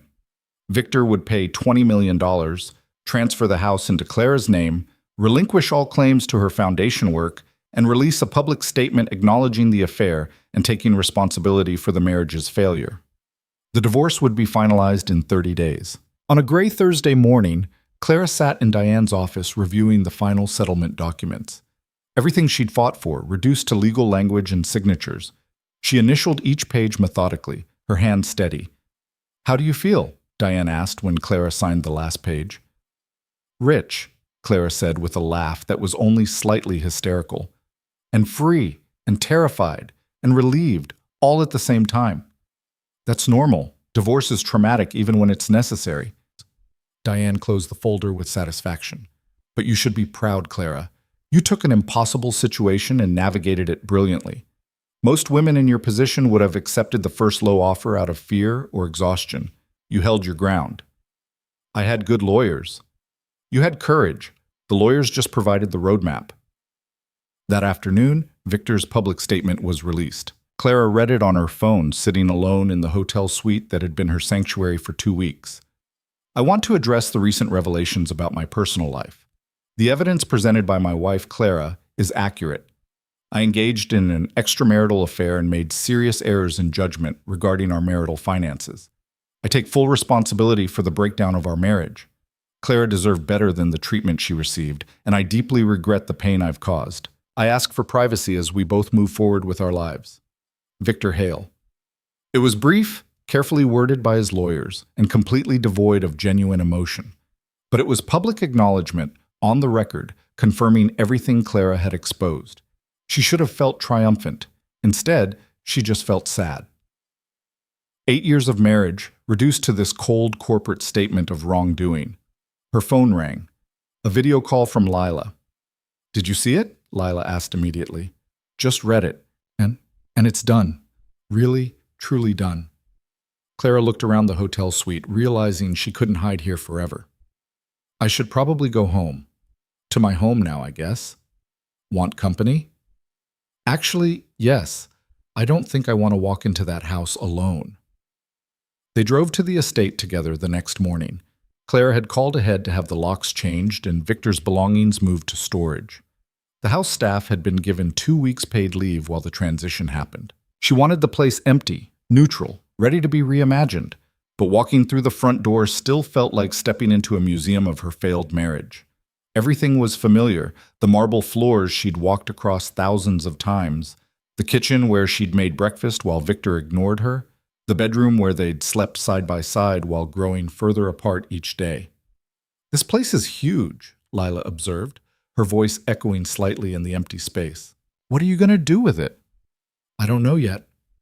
Clara walked through room after room, memories attaching to every surface. "Sell it, maybe. Start completely fresh somewhere new. Or renovate. Make it yours instead of his." Stopped in Victor's study, his domain where she'd been tolerated but never welcomed. The desk where he'd left the tablet that started everything. The chairs where he'd conducted business, built his empire, planned her disposal. "I want all of this gone," she said suddenly. "The furniture, the decorations, everything that's his. I want to strip this place down and rebuild it the way I want it." "Now you're talking." Lila pulled out her phone. "I know an interior designer who specializes in post-divorce renovations. She calls it emotional excavation through redecoration." They spent the afternoon making lists, planning changes, imagining what the house could become. Clara felt energy returning for the first time in weeks, the creative excitement of building something new instead of just tearing down the old.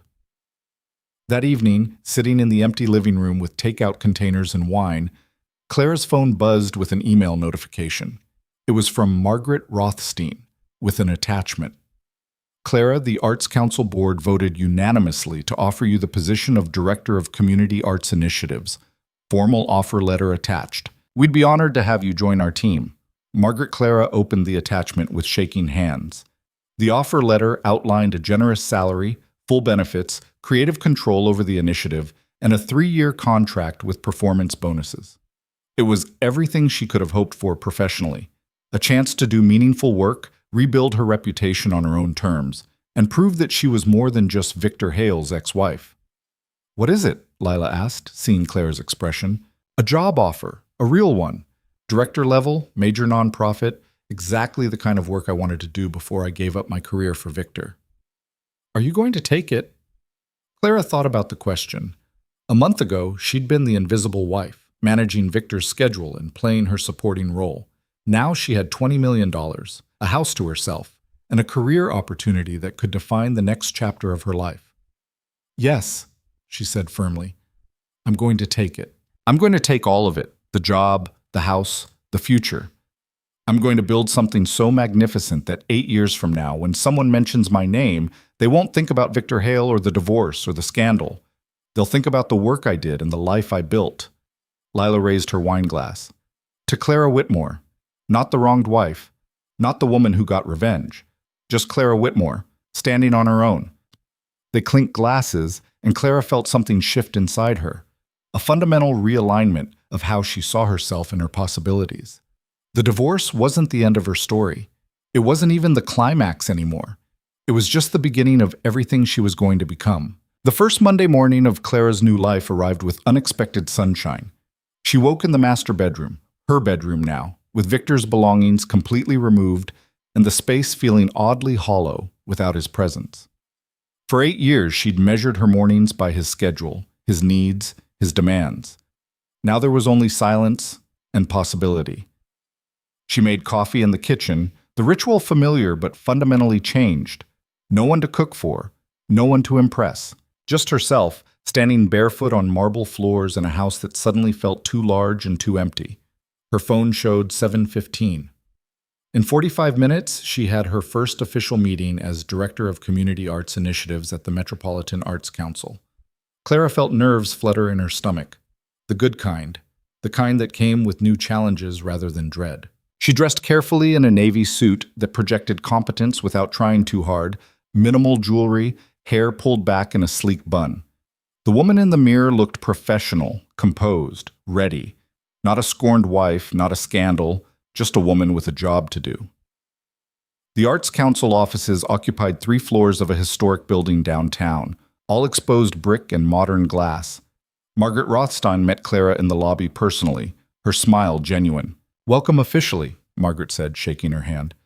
"I'm glad you accepted. We need someone who isn't afraid of difficult decisions or public attention." "I've had plenty of practice with both recently," Clara replied dryly. Margaret laughed and led her upstairs to a corner office with windows overlooking the city. "This is yours.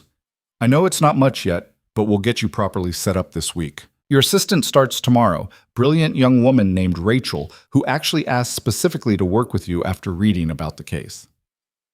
Clara absorbed this as she walked through her new office, her own assistant, her own space, her own authority. It felt foreign and exhilarating. The morning was consumed by orientation meetings. Clara met the board members, reviewed the initiative's budget and timeline, discussed partnership opportunities with local schools and community centers. By lunch, her head was spinning with information, but she felt energized rather than drained. "You're a natural," said Thomas Chen, the Arts Council's operations director after their strategy session. "Most new hires spend weeks just figuring out our systems. You're already asking the right questions." "I did this kind of work before," Clara said, then stopped. Before Victor. Before she'd convinced herself that supporting his career was enough. "I mean, I have experience in nonprofit program development." Thomas nodded, tactfully not mentioning the obvious gap in her resume. "Well, whatever experience you're drawing from, keep it up. This initiative needs someone who can think strategically and execute decisively." Clara worked until 6, then forced herself to leave. The house awaited, and she couldn't hide at the office forever. But driving home felt different now. Not a retreat, but a return to her own space. She found Lila waiting on the front steps with takeout bags and a bottle of wine. "Figured you'd need company on your first day," Lila explained, following Clara inside. "How was it?" "Overwhelming, exciting, terrifying. I think I actually know what I'm doing, which is both reassuring and scary." They ate in the kitchen, Clara describing the initiative's scope while Lila listened with the focused attention of a true friend. But halfway through her second glass of wine, Clara's phone rang with an unknown number. She almost ignored it, then recognized the area code. Victor's lawyer.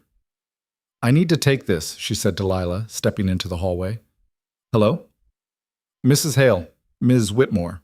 I apologize." The lawyer's voice was strained. "This is Richard Morrison from Morrison and Associates. I'm calling on behalf of Victor Hale. The divorce is finalized. Why are you calling?" "There's been a development. Victor was arrested this afternoon. Federal charges related to tax evasion and wire fraud. The investigation we discussed has resulted in an indictment." Clara's breath caught. She'd known the investigation was ongoing, but actual criminal charges felt suddenly, viscerally real. "What does this have to do with me?" "Nothing directly. You're protected by the divorce settlement's timing. But the prosecution may want to interview you about the evidence you uncovered. I'm calling as a courtesy to suggest you retain criminal counsel just to protect your interests." After hanging up, Clara stood motionless in the hallway, processing this information. Victor arrested. Victor facing federal charges. The man who'd controlled every aspect of their life together was now at the mercy of the justice system. "What happened?" Lila appeared in the doorway, concern etched on her face. Clara explained, watching her friend's expression shift from shock to grim satisfaction. "He did this to himself," Lila said firmly. "You didn't make him commit fraud. You just exposed it." "I know, but Lila, if he goes to prison," Clara's voice faltered. "That's so much worse than I ever imagined. I wanted him humiliated, not incarcerated. You wanted him held accountable. This is what accountability looks like for someone who broke the law." Lila guided Clara back to the kitchen, refilling her wine glass. "You can't control what happens to him now. That's between Victor and the federal prosecutors. Your job is to focus on your own life." Easy to say. Harder to do when Clara spent the next 3 days fielding calls from federal investigators, retaining a criminal attorney named James Brennan to represent her interests, and watching news coverage dissect Victor's arrest in excruciating detail. The media narrative had shifted again. Now Clara wasn't just the wronged wife who'd orchestrated brilliant revenge. She was the whistleblower who'd uncovered corporate fraud. Women's business networks invited her to speak. A literary agent called about a potential book deal. 3 different production companies inquired about optioning her story for film. "This is getting out of control," Clara told Diane during an emergency consultation. "I just wanted a divorce. Now I'm being treated like some kind of activist hero, and Victor's facing 20 years in federal prison." "The prosecution's case doesn't depend on you," Diane assured her. "Your evidence helped, but they found far more since then. Victor built an entire infrastructure of financial misconduct. That's on him, not you." "Then why do I feel responsible?" "Because you're a decent person experiencing normal guilt about seeing someone you once loved face severe consequences. That's human. But Clara, listen to me carefully." Diane leaned forward, her expression serious. "Victor made choices. He chose to commit fraud. He chose to hide assets. He chose to build his empire on illegal foundations. You didn't make those choices for him. You just refused to be collateral damage." The words helped, but the guilt lingered. Clara threw herself into work as distraction, spending 12-hour days at the Arts Council developing curriculum frameworks and partnership structures. Rachel, her new assistant, proved invaluable, efficient, creative, and diplomatic in handling the media requests that continued flooding in. "Another interview request," Rachel said one afternoon, adding it to the growing pile. "This one's from a women's magazine. They want to do a feature on reclaiming your identity after divorce." Clara considered it. She'd been refusing all media interviews, maintaining the privacy she'd requested in her initial statement. But maybe talking about her experience could help other women in similar situations. "Set it up," she said impulsively, "but only if they agree to focus on the career rebuilding, not the scandal details. I'm not interested in rehashing the gala for entertainment value." The interview happened a week later in Clara's office. The journalist, a sharp woman in her 40s named Andrea, who immediately put her at ease. "I'm not here for gossip," Andrea said up front. "I'm interested in the transformation. How does someone go from corporate wife to nonprofit director? What does reinvention actually look like?" They talked for 2 hours, Clara finding herself sharing more than she'd intended. The years of suppressing her own ambitions. The moment she'd discovered the betrayal. The decision to fight back publicly rather than fade quietly. And most importantly, the work she was doing now to build something meaningful. "Do you regret the public confrontation?" Andrea asked. "Some people have called it vindictive." Clara thought carefully before answering. "I regret that it was necessary. I regret that Victor's choices forced me into a position where public exposure felt like the only way to protect myself. But do I regret standing up for myself? Never. Women are taught to handle betrayal quietly, to prioritize everyone's comfort over our own dignity. I decided I was done with that programming. What about Victor facing criminal charges? Do you feel responsible for that? Victor is responsible for Victor's choices. I exposed his personal betrayal. The federal investigation uncovered his professional crimes. Those are separate issues, even if they stemmed from the same evidence.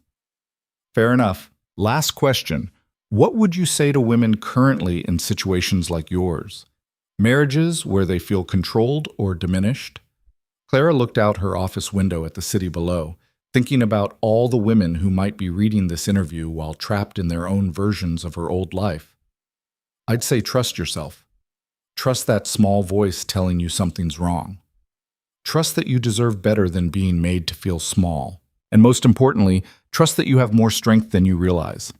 I spent 8 years thinking I needed Victor's approval to have value. I was wrong. The moment I stopped seeking his validation, I discovered I'd had power all along. I just needed permission to use it, and the only person who could give me that permission was myself. The article published 3 weeks later under the headline, Clara Whitmore and the Art of Starting Over. It went viral within hours, spawning think pieces about marriage, power dynamics, and women's financial vulnerability. Clara's social media following exploded. The Arts Council's phones rang non-stop with donation offers and partnership inquiries. And in a federal courthouse across town, Victor Hale's trial began. Clara didn't attend. She refused to give him that power, that attention, that space in her new life. But she couldn't completely ignore it either. The trial was front-page news for weeks, each day bringing new revelations about the scope of Victor's fraud. He'd stolen from clients, manipulated stock prices, bribed officials. The Victor exposed in court testimony bore little resemblance to the man Clara had married, or perhaps she'd simply never seen him clearly until now. The prosecution called Alexis Morrison as a witness. Clara watched the news coverage that evening, seeing the young woman testify about Victor's pattern of manipulation, his bragging about outsmarting regulators, his complete lack of remorse for any of it. He told me rules were for people without imagination, Alexis said on the stand, her voice steady. He said successful people created their own reality, and everyone else just lived in it. I thought that was confidence. I didn't realize it was sociopathy. 3 weeks into the trial, Clara received a letter. Prison letterhead. Victor's handwriting. She almost threw it away unopened, but curiosity won. The letter was surprisingly brief, stripped of Victor's usual verbose self-importance. Just a few paragraphs in his familiar scrawl. Clara, I don't expect forgiveness. I don't deserve it. But I need you to understand something. When I see you on the news, successful and confident, building this impressive career, I feel proud. And I hate that I feel proud because I have no right to take any credit for who you've become. If anything, you became this person despite me, not because of me. You were always this capable. I just convinced you otherwise because it made me feel powerful to keep you small. That was cruel and selfish and wrong. I'm facing the consequences of my choices now, and I understand why. But I want you to know that watching you thrive has been the one bright spot in this nightmare. You deserve everything you're achieving. I'm sorry I ever made you doubt that. Victor. Clara read it twice, then set it aside, unsure what to feel. Was this genuine remorse or manipulation? Did it matter? Victor's opinion of her success was irrelevant now. She didn't need his validation, his pride, his belated acknowledgement of her worth. She filed the letter away and returned to work. The Arts Initiative launched officially in October, 6 months after the gala that had ended her marriage. Clara stood on a small stage in a community center in one of the city's most underserved neighborhoods, surrounded by excited children and grateful parents, and announced the program that would bring arts education to 15,000 students over the next 3 years. The media covered it extensively, but this time the headlines focused on the work rather than the scandal. Clara Whitmore launches Revolutionary Arts Program. From personal struggle to community service. Finding purpose after betrayal. The program exceeded every projection. Within 3 months, they'd partnered with 30 schools, recruited 200 volunteer artists, and secured an additional $5 million in private donations. Clara worked 16-hour days and loved every minute of it. She also slowly began rebuilding her social life. Coffee with former colleagues who'd reached out after the divorce, dinners with board members who became friends, a book club Lila dragged her to that turned out to be surprisingly fun. And one evening at a fundraising gala for a different charity, a man approached her at the bar. "Clara Whitmore? I'm David Park. I handle corporate partnerships for the Science Education Alliance." He was attractive in an understated way. Kind eyes, genuine smile, no wedding ring. "I've been following your work with the Arts Initiative. It's impressive."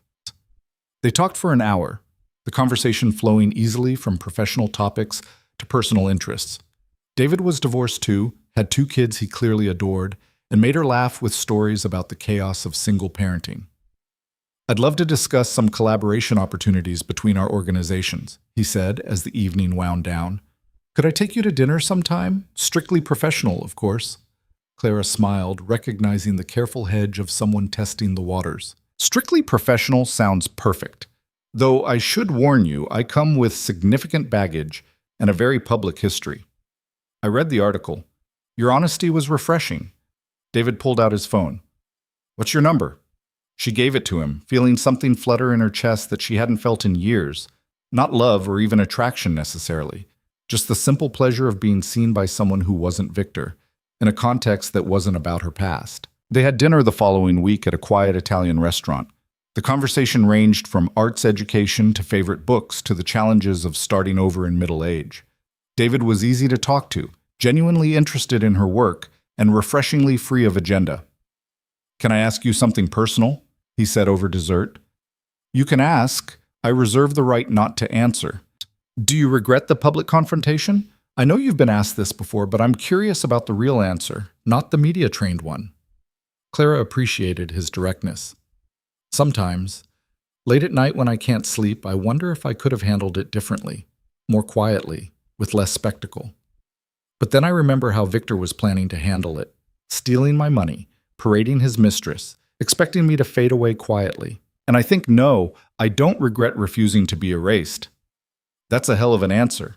David raised his wine glass. "To refusing to be erased." They clinked glasses, and Clara felt something shift. Not romance necessarily, but possibility. The recognition that her life could contain things beyond work and recovery and rebuilding. That she could be someone other than Victor's ex-wife or the woman from the gala. She could just be Clara. December brought snow and the trial's conclusion. The jury deliberated for 3 days before returning with a verdict. Guilty on all counts. Victor faced 15 to 20 years in federal prison. Clara was in a board meeting when the news broke. Her phone buzzed with notifications, but she ignored them, focusing on the budget presentation. Only later, in the privacy of her office, did she allow herself to process what had happened. Victor was going to prison. The man she'd loved, married, built a life with, reduced to an inmate number and a cautionary tale. She should have felt triumphant. Instead, she just felt tired and sad. Rachel knocked quietly. "There are reporters downstairs asking for a statement." "Tell them I have no comment. This was a legal matter between Victor and the federal government. I've moved on with my life." "Already did." "They're persistent, though." Clara smiled wearily. "They always are. I'm heading home. See you tomorrow." The house felt especially empty that evening. Clara walked through rooms she'd renovated completely, erasing all traces of Victor's presence. The study was now a library with floor-to-ceiling bookshelves. The formal living room had become a music room with a piano she was learning to play. The master bedroom was decorated in soft blues and grays that she loved and Victor would have hated. She'd made the space entirely hers, but tonight, surrounded by evidence of her new life, Clara felt the weight of the old one pressing down. She poured a glass of wine and sat in the library, thinking about the journey from that morning in the kitchen when she'd found the emails to this moment now. 8 months. In 8 months, her entire life had been dismantled and rebuilt. Her phone rang. A number she didn't recognize, but she answered anyway. "Clara? It's Alexis." Clara sat up straight, surprised. "Alexis, hi. I hope it's okay that I'm calling. I got your number from the Arts Council website. I saw the verdict and I thought you might want to talk to someone who understands. Understands what? That this doesn't feel like winning. Even though he deserves it, even though justice was served, it still just feels sad. Clara's throat tightened. Yes, exactly that. They talked for an hour, two women bonded by their connection to the same man's downfall. Alexis had left the city, moved back home, and was rebuilding her own life away from the scandal. She sounded healthier, stronger, free of the desperation that had colored their first meeting. I'm going back to school, Alexis said, getting my MBA, building a career that has nothing to do with men or shortcuts or trying to be someone I'm not. Good for you, Clara said genuinely. I learned from watching you. How you didn't let what he did define you. How you built something meaningful instead of just surviving. Alexis paused. I'm sorry again for everything. I was young and stupid and selfish, but that doesn't excuse it. No, it doesn't. But we all make mistakes. What matters is what we learn from them. After hanging up, Clara felt something release in her chest. The anger she'd been carrying toward Alexis, the resentment, the hurt, it all seemed pointless now. They'd both been casualties of Victor's manipulation in different ways. Staying angry accomplished nothing. She finished her wine and went to bed early, exhausted but strangely peaceful. Tomorrow would bring new challenges, new opportunities, new versions of herself to discover. The past was finally, truly behind her. Christmas arrived with unexpected invitations. Margaret Rothstein's holiday party, the Arts Council's staff celebration, David's invitation to meet his kids for a casual dinner. Clara accepted them all, determined to build a life rich with connection rather than the isolated existence she'd lived with Victor. At Margaret's party, she found herself surrounded by the same social circle that had witnessed her marriage's destruction. But the whispers weren't about scandal anymore. They were about her work, her success, her transformation. You've handled this entire situation with remarkable grace, one society matron told her. Many women would have become bitter. You became better. Clara accepted the compliment politely, though she knew the truth was more complicated. She'd had moments of bitterness, of rage, of wanting to destroy rather than build, but she'd chosen a different path, and that choice made all the difference. She was leaving the party when she ran into Henderson, Victor's former business partner. He looked uncomfortable seeing her. Clara, I wasn't sure you'd be here. Why wouldn't I be? This is my community too. I just meant, after everything with Victor, I want you to know I had no idea about any of it. The fraud, the manipulation. If I'd known, you would have distanced yourself immediately to protect your own interests, Clara finished matter-of-factly. Which is exactly what you did once you found out. I don't blame you. That's business. Henderson relaxed slightly.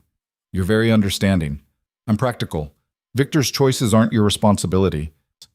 She paused, then added deliberately, though I do hope you've learned something about thoroughly vetting your partners before committing to major deals.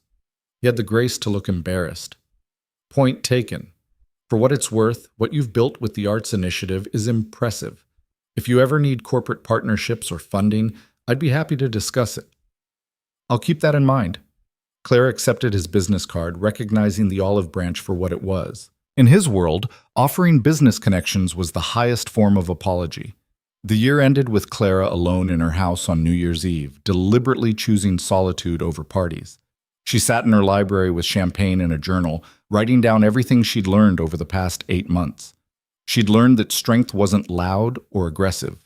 It was quiet determination to survive and thrive despite everything. She'd learned that revenge, while satisfying in the moment, was less fulfilling than building something meaningful. She'd learned that she could be complete without a partner, successful without someone else's validation, happy in her own company. Most importantly, she'd learned that the woman she'd been before Victor, ambitious, creative, powerful, had never really disappeared. She'd just been buried under layers of accommodation and compromise. And once excavated, that woman was capable of extraordinary things. As midnight approached, Clara raised her glass to her reflection in the darkened window. To you, she said softly, to surviving, to thriving, to whatever comes next. The new year began with her phone ringing at 12:05, David, calling from his own quiet celebration. Happy New Year, Clara. Happy New Year.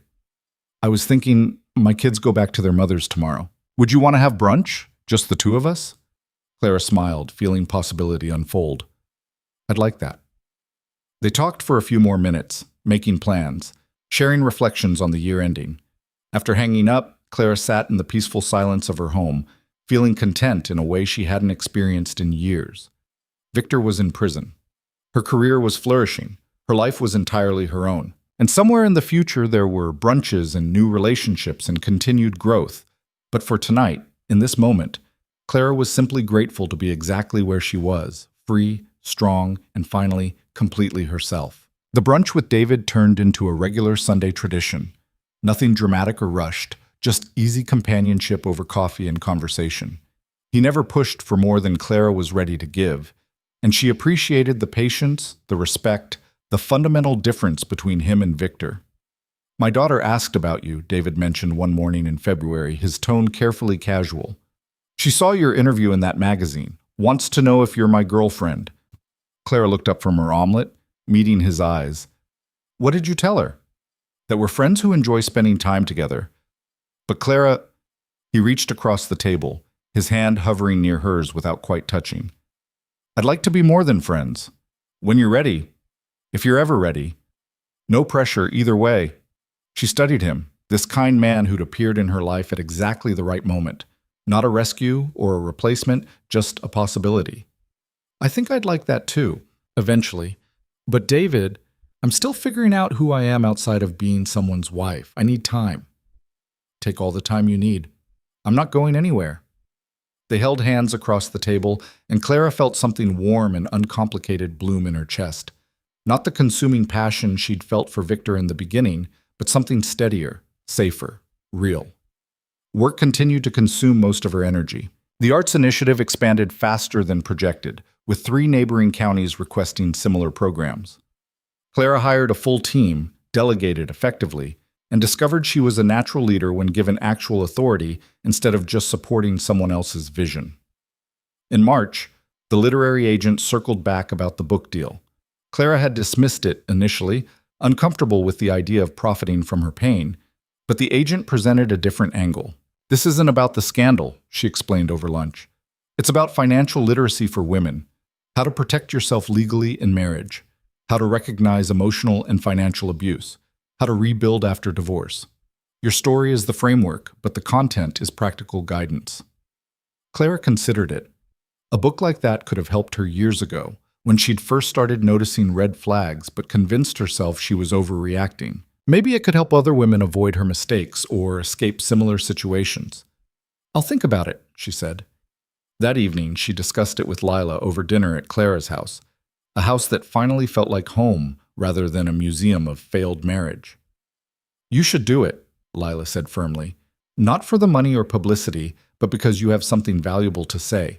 How many women are sitting in marriages right now, feeling controlled and diminished, thinking they're the only ones? Your voice could reach them. What if I'm not ready to relive everything in that much detail? Then you're honest about that in the book. You don't have to perform healing you haven't achieved. But Clara, from where I'm sitting, you've done more healing in 10 months than most people manage in years. Clara walked to the window, looking out at the garden she'd had completely redesigned. Spring bulbs were beginning to emerge, the first signs of renewal after winter's dormancy. Sometimes I still feel angry, not at Victor specifically, but at how much time I wasted being someone I wasn't. 8 years of making myself smaller. That's almost a decade of my life I can't get back. You can't get it back, but you can use it. That's what the book would be, transforming wasted years into wisdom that helps others. 2 weeks later, Clara signed the book deal. She set aside 3 hours every Saturday to write, excavating memories and insights with the help of a collaborating writer who specialized in memoir. The process was harder than she'd anticipated, reliving the slow erosion of herself, the moment of discovery, the decision to fight back. But it was also cathartic, organizing chaos into narrative, finding meaning in pain. April brought an unexpected visitor. Clara was working late at her office when Rachel buzzed her. There's someone here to see you. She doesn't have an appointment, but she says it's important. Her name is Jennifer Cole. Clara's breath caught. Jennifer, the woman Victor had been texting during the trial, his next planned conquest after Alexis. Send her in. Jennifer was older than Clara expected, mid-30s, professionally dressed and visibly nervous. She took the offered chair hesitantly. Thank you for seeing me. I wasn't sure you would. I'm curious why you're here, Clara said neutrally. I wanted to apologize. And to thank you. Jennifer twisted her hands in her lap. I was the woman Victor was planning to pursue after Alexis. We'd been flirting for months, and I was stupid enough to think I was special, that somehow I'd be different from his other conquests. But you saw the trial coverage, and the presentation from the gala. Someone posted video online. I watched him get exposed for exactly what he was, and I realized I'd been minutes away from becoming another casualty in his collection. Jennifer looked up, her expression raw. I'm married, unhappily, but married. I have 3 kids. If I'd gone through with the affair, Victor would have destroyed my family the same way he destroyed everything else he touched. Clara felt an unexpected kinship with this woman. Why are you telling me this? Because you saved me from making the biggest mistake of my life. And I wanted you to know that your decision to expose him publicly, it didn't just protect you. It protected women like me who were too blind to see what he really was. They talked for an hour, Jennifer sharing her own story of an unhappy marriage and seeking validation in the wrong places. Clara found herself offering advice, resources, suggestions for marriage counseling, or, if necessary, ethical divorce attorneys. You don't owe me gratitude, Clara said as Jennifer prepared to leave. You owe yourself honesty. Figure out what you really want from your marriage and your life. Then make choices that align with that truth, not with what someone else expects. After Jennifer left, Clara sat in the quiet of her office, processing this encounter. Her decision to expose Victor hadn't just been about revenge or self-protection. It had created ripples, preventing harm, offering warnings, giving other women information they needed to make better choices. Maybe that mattered more than she'd realized. May arrived with blooming gardens and Clara's first anniversary of freedom, 1 year since the gala. 1 year since she'd walked out of that ballroom and into an unknown future. She marked it privately, having dinner alone at the same Italian restaurant where she'd had her first date with David. Not because she was avoiding company, but because she wanted to sit with herself, acknowledge how far she'd come, honor the courage it had taken to get here. Her phone buzzed with a message from David. Thinking of you today, proud of you, see you tomorrow? And from Lila, 1 year of being a badass. Love you. And from Rachel, happy Freedom Day, boss. You're an inspiration. Clara smiled, surrounded by people who saw her for who she was, rather than who she'd been forced to become. That alone felt like victory. The second message made her pause. It was from a number she'd blocked months ago, but that had somehow gotten through. Victor. She should delete it unread. She'd moved on. He was in prison. His opinion didn't matter anymore, but curiosity won again. Clara, I know you don't want to hear from me. I understand why. But today marks a year since I lost everything. My business, my freedom, my reputation. And the worst part is knowing I deserved it all. I destroyed the best thing in my life because I was too arrogant to recognize its value. I'm writing from prison, where I have a lot of time to think about who I was and who I should have been. I won't ask for forgiveness. I won't pretend I deserve another chance. I just want you to know that seeing you succeed, and I follow your work through news coverage, gives me hope that good people can overcome damage from bad ones. You're extraordinary. You always were. I just refused to see it because your light made my darkness too obvious. I hope you're happy. You deserve everything you've built and more. This is the last time I'll contact you. I promise. Thank you for the years when you tried to love me despite how hard I made it. I'm sorry I wasn't worthy of that love. Victor. Clara read it 3 times, searching for manipulation or ulterior motives, but it felt genuine in a way Victor had never been during their marriage. Stripped of ego, honest about his failures, focused on her rather than himself. She saved the message but didn't respond. Whatever Victor's journey toward self-awareness looked like, it was his to walk alone. She'd given him enough of her emotional energy for 1 lifetime. The book released in September to surprising success. Reclaiming Yourself, A Guide to Financial and Emotional Independence After Betrayal, hit bestseller lists within 2 weeks. Clara did a limited press tour, carefully managing her exposure while using the platform to discuss financial abuse and women's economic vulnerability. The interviews were easier now, with distance from the initial scandal. She could discuss the marriage's end with perspective rather than raw pain, analyze patterns she'd missed in real time, offer guidance she'd learned through hard experience. "What would you say to your younger self?" one interviewer asked. "The woman who was about to marry Victor Hale." Clara thought carefully. "I'd tell her to trust her instincts. There were warning signs early on.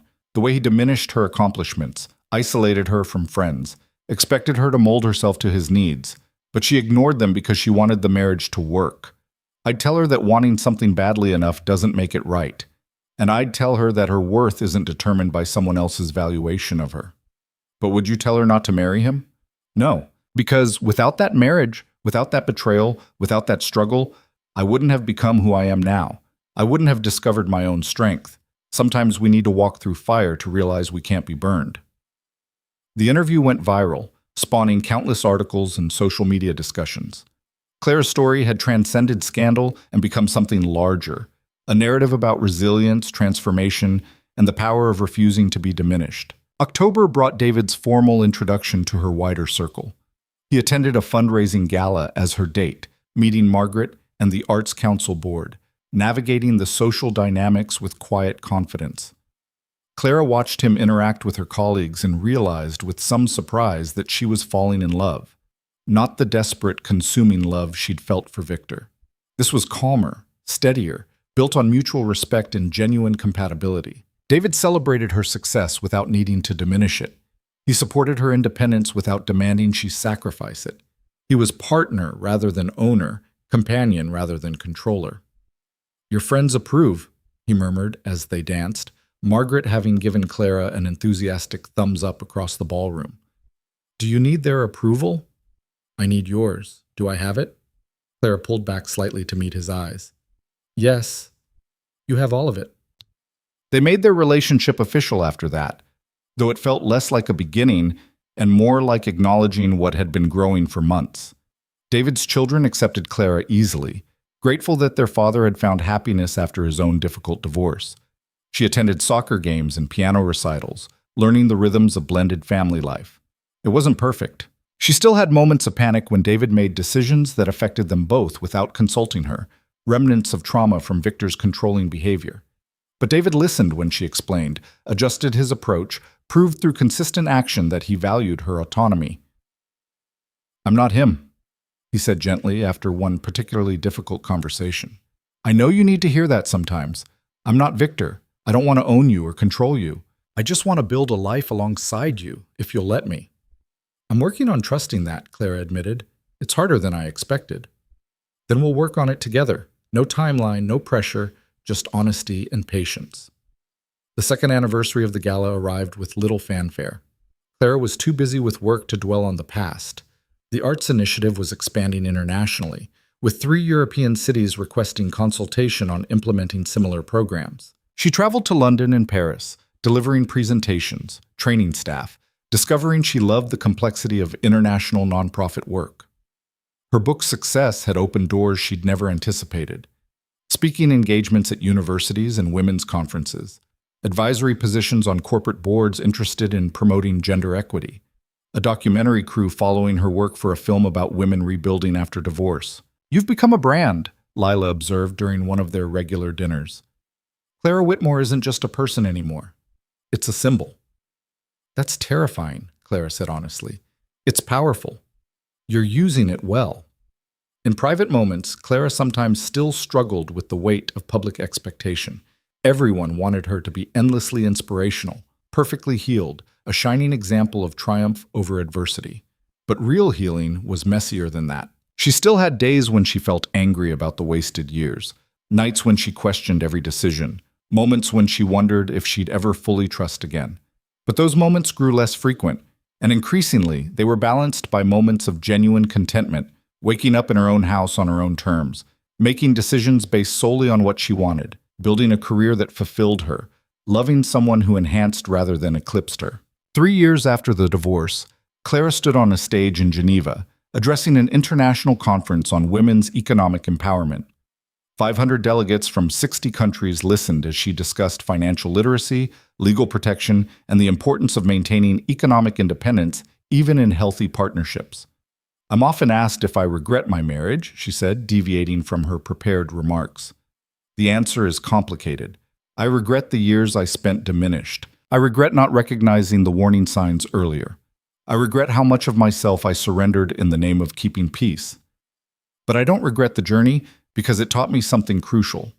Your value doesn't decrease based on someone else's inability to see your worth. You're not diminished by being underestimated. You're only diminished if you accept that estimation as truth.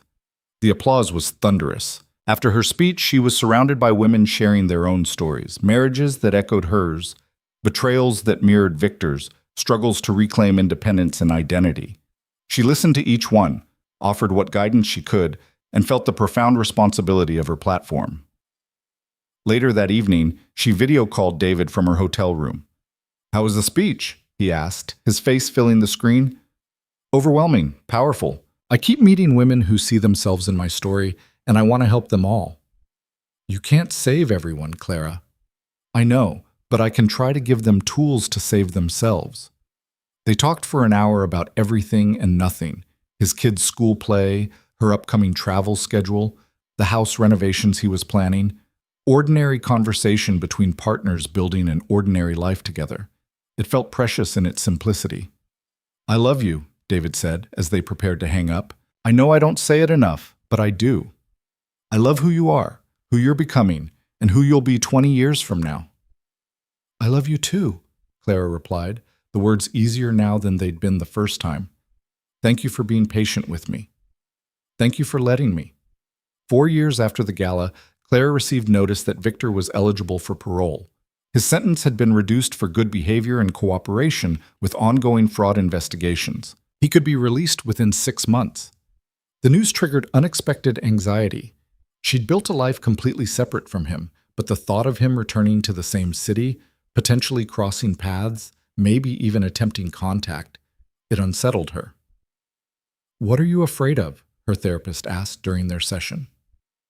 Clara had been seeing Dr. Sarah Chen regularly since the divorce, working through trauma and rebuilding her sense of self. "I'm afraid he'll try to insert himself back into my life.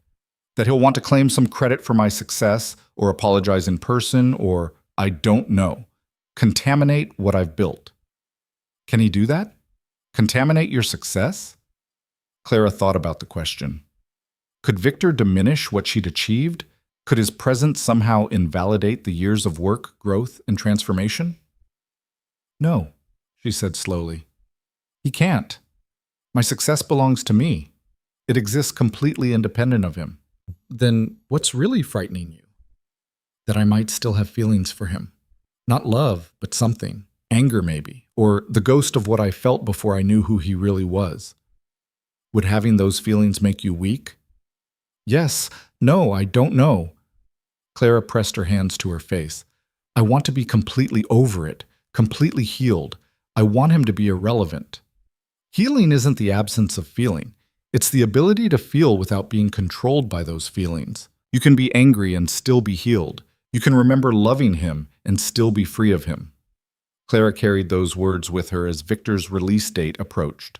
She prepared herself emotionally, discussed contingency plans with David, and made peace with the reality that the past couldn't be completely escaped, only integrated.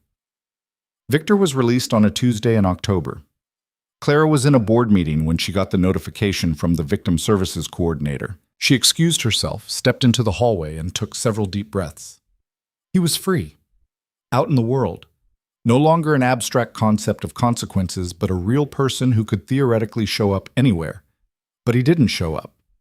Days passed, then weeks, with no contact. Clara learned through mutual acquaintances that Victor had moved to a different city, taken a job in financial consulting under a different name, and was attempting to rebuild his life quietly. The relief was profound. He was choosing to stay away, to let her live her life without his interference. Maybe he'd actually learned something during his incarceration. Or maybe he was just smart enough to know that approaching her would only result in another restraining order. Either way, Clara could breathe easier. 5 years after the gala, Clara stood in the same ballroom where she'd destroyed her marriage. The Rothstein estate was hosting the Arts Initiative's anniversary celebration, and Margaret had deliberately chosen this venue. "Reclaiming the space," she'd explained. "You ended something here. Now you're celebrating what you've built since." The ballroom was filled with supporters, donors, program participants, and community partners. Children from the Arts Initiative performed pieces they'd created: paintings, sculptures, musical performances, poetry readings. The joy and creativity on display was overwhelming. Clara stood near the back, watching a 10-year-old girl play piano with fierce concentration, and felt tears prick her eyes. This was what she'd built, not revenge or vindication, but something genuinely meaningful. Programs that changed lives, opportunities that wouldn't have existed without her vision and leadership. "You did this," Lila said quietly, appearing beside her. "All of this. You took the worst moment of your life and transformed it into this. We did this. I couldn't have survived without you. You would have survived, but I'm glad I got to be part of the journey." During her speech that evening, Clara stood at the same spot where she'd confronted Victor 5 years earlier, but this time she wasn't destroying anything. She was celebrating creation. "5 years ago, I stood in this room and made a choice," she began, her voice steady. "I chose to stop accepting someone else's narrative about my worth. I chose to fight for my dignity and my future. It was messy and public, and probably more dramatic than it needed to be." Laughter rippled through the crowd. "But that moment of choosing myself, that's what led here. To programs serving 30,000 children annually, to partnerships across 4 continents, to a community of artists and educators working together to ensure that creativity and expression are accessible to everyone, regardless of economic circumstance. That night 5 years ago wasn't the end of my story. It was the beginning of everything I was meant to become." The applause was sustained and genuine. Clara looked out at the faces in the crowd, colleagues, friends, students, supporters, and realized that this was her legacy. Not the scandal or the trial or the viral presentation. This work, this impact, this community she'd built. After the event, David found her on the terrace, looking out at the city lights. "You're amazing," he said simply. "I hope you know that." "I'm starting to believe it," Clara replied honestly. "For the first time in my life, I actually believe I deserve the success I've achieved." "You deserve that and more." David pulled a small box from his pocket, and Clara's breath caught. "Which is why I wanted to ask you something. Clara Whitmore, will you marry me? Not because you need me or because I complete you or any of that nonsense, but because we're better together than separate, and I'd like to spend the rest of my life being your partner in all things." Clara looked at the ring, simple, elegant, nothing like the ostentatious diamond Victor had given her. She thought about marriage, about partnership, about trust. She thought about how far she'd come and how much she'd learned. "Yes," she said, surprising herself with the certainty in her voice. "But David, I need you to understand, I'm keeping my name, I'm keeping my independence, I'm keeping everything I've built. Marriage to you doesn't mean losing myself. I wouldn't want you to. I'm not asking you to be my wife in the traditional sense. I'm asking you to be my partner, equal, independent, whole." "Then yes, absolutely yes." They kissed under the stars, and Clara felt complete in a way she'd never experienced in her first marriage. This wasn't about filling a void or playing a role. This was 2 whole people choosing to build something together. 6 months later, they married in a small ceremony in Clara's garden. No spectacle, no society coverage, just 50 people they genuinely loved. Clara wore cream instead of white, symbolically acknowledging that this wasn't a beginning but a continuation of the life she'd already built. Lila was her maid of honor. David's children participated in the ceremony. Margaret officiated, her voice warm with affection as she spoke about second chances and hard-won wisdom. "Marriage isn't about losing yourself," Margaret said, looking directly at Clara. "It's about choosing someone who sees you clearly and loves what they see. It's about partnership without possession, support without control, love without conditions." Clara and David exchanged vows they'd written themselves, promises of respect, honesty, and mutual growth. No promises to obey or to always agree, just commitment to loving each other while remaining fully themselves. The reception was joyful and uncomplicated. Dancing in the garden, toasting with champagne, celebrating love that was healthy and reciprocal and real. Late in the evening, Clara found herself alone for a moment, watching the celebration from the library window. She thought about the woman she'd been 10 years ago, planning her first wedding, believing that marriage would complete her. That woman had been so young, so naive, so willing to diminish herself for love. Clara was grateful that woman no longer existed. The person she'd become was so much stronger, so much clearer, so much more herself. Her phone buzzed with a message from an unknown number. For a moment, she considered ignoring it. Then she opened it. "I heard you got married. Congratulations. I hope he deserves you. I hope you're happy. You deserve all the happiness in the world. I've learned a lot in these years, mostly about what really matters. You were always what mattered most, and I was too stupid to realize it. Thank you for showing me, through your example, not your forgiveness, what real strength looks like. Be well, Clara. B." Clara read the message once, then deleted it. Victor's redemption or lack thereof was his journey, not hers. She'd stopped carrying him in her thoughts years ago. His opinion, his regret, his belated appreciation. None of it mattered anymore. What mattered was standing in her home, surrounded by people she loved, married to a man who valued her, leading work that fulfilled her, and knowing with absolute certainty that she'd built a life entirely on her own terms. David appeared in the doorway. "Ready to rejoin your own wedding reception?" Clara smiled, taking his offered hand. "Absolutely." They walked back to the celebration together, equal partners stepping into a future they'd build side by side. 7 years after the gala, Clara gave a TED Talk that became one of the platform's most viewed presentations. Standing on the iconic red circle, she spoke about transformation, resilience, and the power of refusing to accept someone else's diminished version of yourself. "I'm often called an inspiration," she said near the talk's end. "People tell me I'm brave, that my story gives them hope. But here's what I want you to understand. I'm not exceptional. I'm not superhuman. I'm just a woman who got tired of being small and decided to take up space.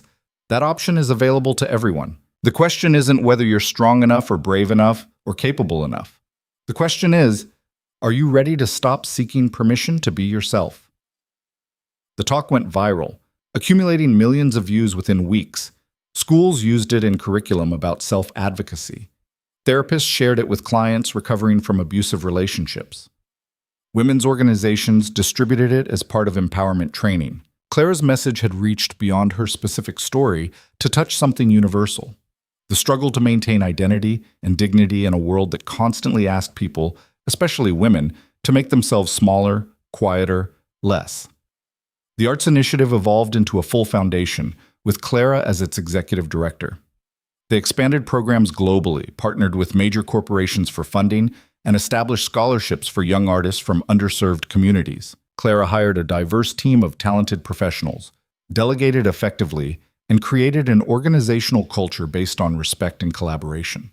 She also mentored young women entering nonprofit leadership, sharing hard-won wisdom about navigating male-dominated spaces, protecting your boundaries, and building careers that aligned with values rather than just ambition. "The biggest lie I believed," she told a group of mentees during a workshop, was that success required sacrifice of self. That to be valuable, I had to be accommodating. That my worth was measured by how much I could endure without complaint. Unlearning those beliefs was harder than any professional skill I've mastered, but it was essential. On the 10th anniversary of the gala, Clara hosted a private dinner for the people who'd supported her transformation. Lila, Diane, David, Margaret, Rachel, and a few close friends gathered in her home. The house she'd renovated completely, erasing all traces of Victor and filling it with her own personality. Over dinner, they shared memories and reflections. "I knew you'd be okay," Lila said, raising her glass. "Even in the hotel suite that first night, when you were terrified and uncertain, I could see the steel underneath. You were never going to let him win." "I didn't feel strong then," Clara admitted. "I felt destroyed. Strength isn't the absence of fear or pain. It's moving forward despite them." Diane added her own perspective. "You taught me something important. I've represented dozens of women in high-stakes divorces, and most accept whatever settlement avoids conflict. You fought for what you deserved. That changed how I approach every case now." "I had a good lawyer," Clara said with a smile. "You had courage. The lawyer just provided tools." After dinner, Clara and David walked in the garden they'd expanded and beautified together. 10 years, a full decade since that morning in the kitchen when she discovered Victor's betrayal and her life had imploded. "Do you ever regret it?" David asked. "The public confrontation, the spectacle, everything that followed?" Clara thought about the question, really thought about it. not just giving the media-trained answer. Sometimes I wish it could have been quieter, more private, less tabloid fodder. But honestly, no, I don't regret it. That moment demanded a dramatic response. Victor had planned this elaborate public transition where he'd discard me and debut Alexis. Meeting that with quiet dignity would have let him control the narrative. The public confrontation was me saying, no, I get to tell my own story. And that mattered. What about now? Where do you go from here? Forward, always forward. Clara leaned into his shoulder, comfortable in the silence that followed. I'm thinking about writing another book. Not about the divorce this time, but about building nonprofit organizations that actually serve communities instead of just donor egos. Sounds ambitious. I've learned I'm capable of ambitious things. They stood together in the garden, surrounded by flowers Clara had chosen and planted, in a home she'd made entirely her own, living a life built on her terms. The past existed, it always would, but it no longer defined her present or limited her future. 15 years after the gala, Clara received an unexpected letter. Prison letterhead again, but this time from a different facility. Victor had been incarcerated again for violating parole terms. Apparently old habits died hard. The letter was brief. Clara, I won't waste your time with apologies or excuses. I'm writing because my lawyer suggested I might need a character witness for my parole hearing. I know I have no right to ask, but you're the only person who might speak on my behalf. I understand if the answer is no. Hell, the answer should be no. But I'm asking anyway because I'm desperate, and you're the only person who ever saw good in me, even when I didn't deserve it. Victor. Clara read the letter twice, feeling nothing. No anger, no satisfaction, not even pity, just complete emotional neutrality. Victor Hale had become a stranger, someone she used to know in another lifetime. She wrote back on Art's Initiative letterhead, her response equally brief. Victor, I won't be attending your parole hearing or providing testimony on your behalf. Not out of malice, but because I have no relevant knowledge of who you've become during your incarceration. The man I knew destroyed everything he touched through arrogance and greed. If you've changed, that's between you and the parole board. I wish you well in a general human sense, but I have no role in your life moving forward. I've built something meaningful from the ruins you left behind. That's the only relationship between us that matters now. You were the catalyst for my transformation, nothing more. Clara Whitmore. She sent the letter and filed away the exchange in the mental archive labeled Completed Chapters. Victor was part of her history, but not her story anymore. The distinction mattered. 20 years after the gala, Clara stood on a stage receiving a Lifetime Achievement Award from the National Arts Education Association.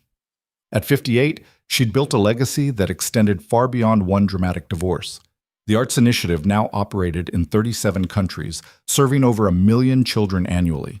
She'd written 4 books, advised countless nonprofits, and fundamentally changed how arts education was funded and implemented globally. During her acceptance speech, she reflected on the journey. People know me because of how my marriage ended. That story went viral, became a cultural moment, turned me into an unlikely symbol of empowerment.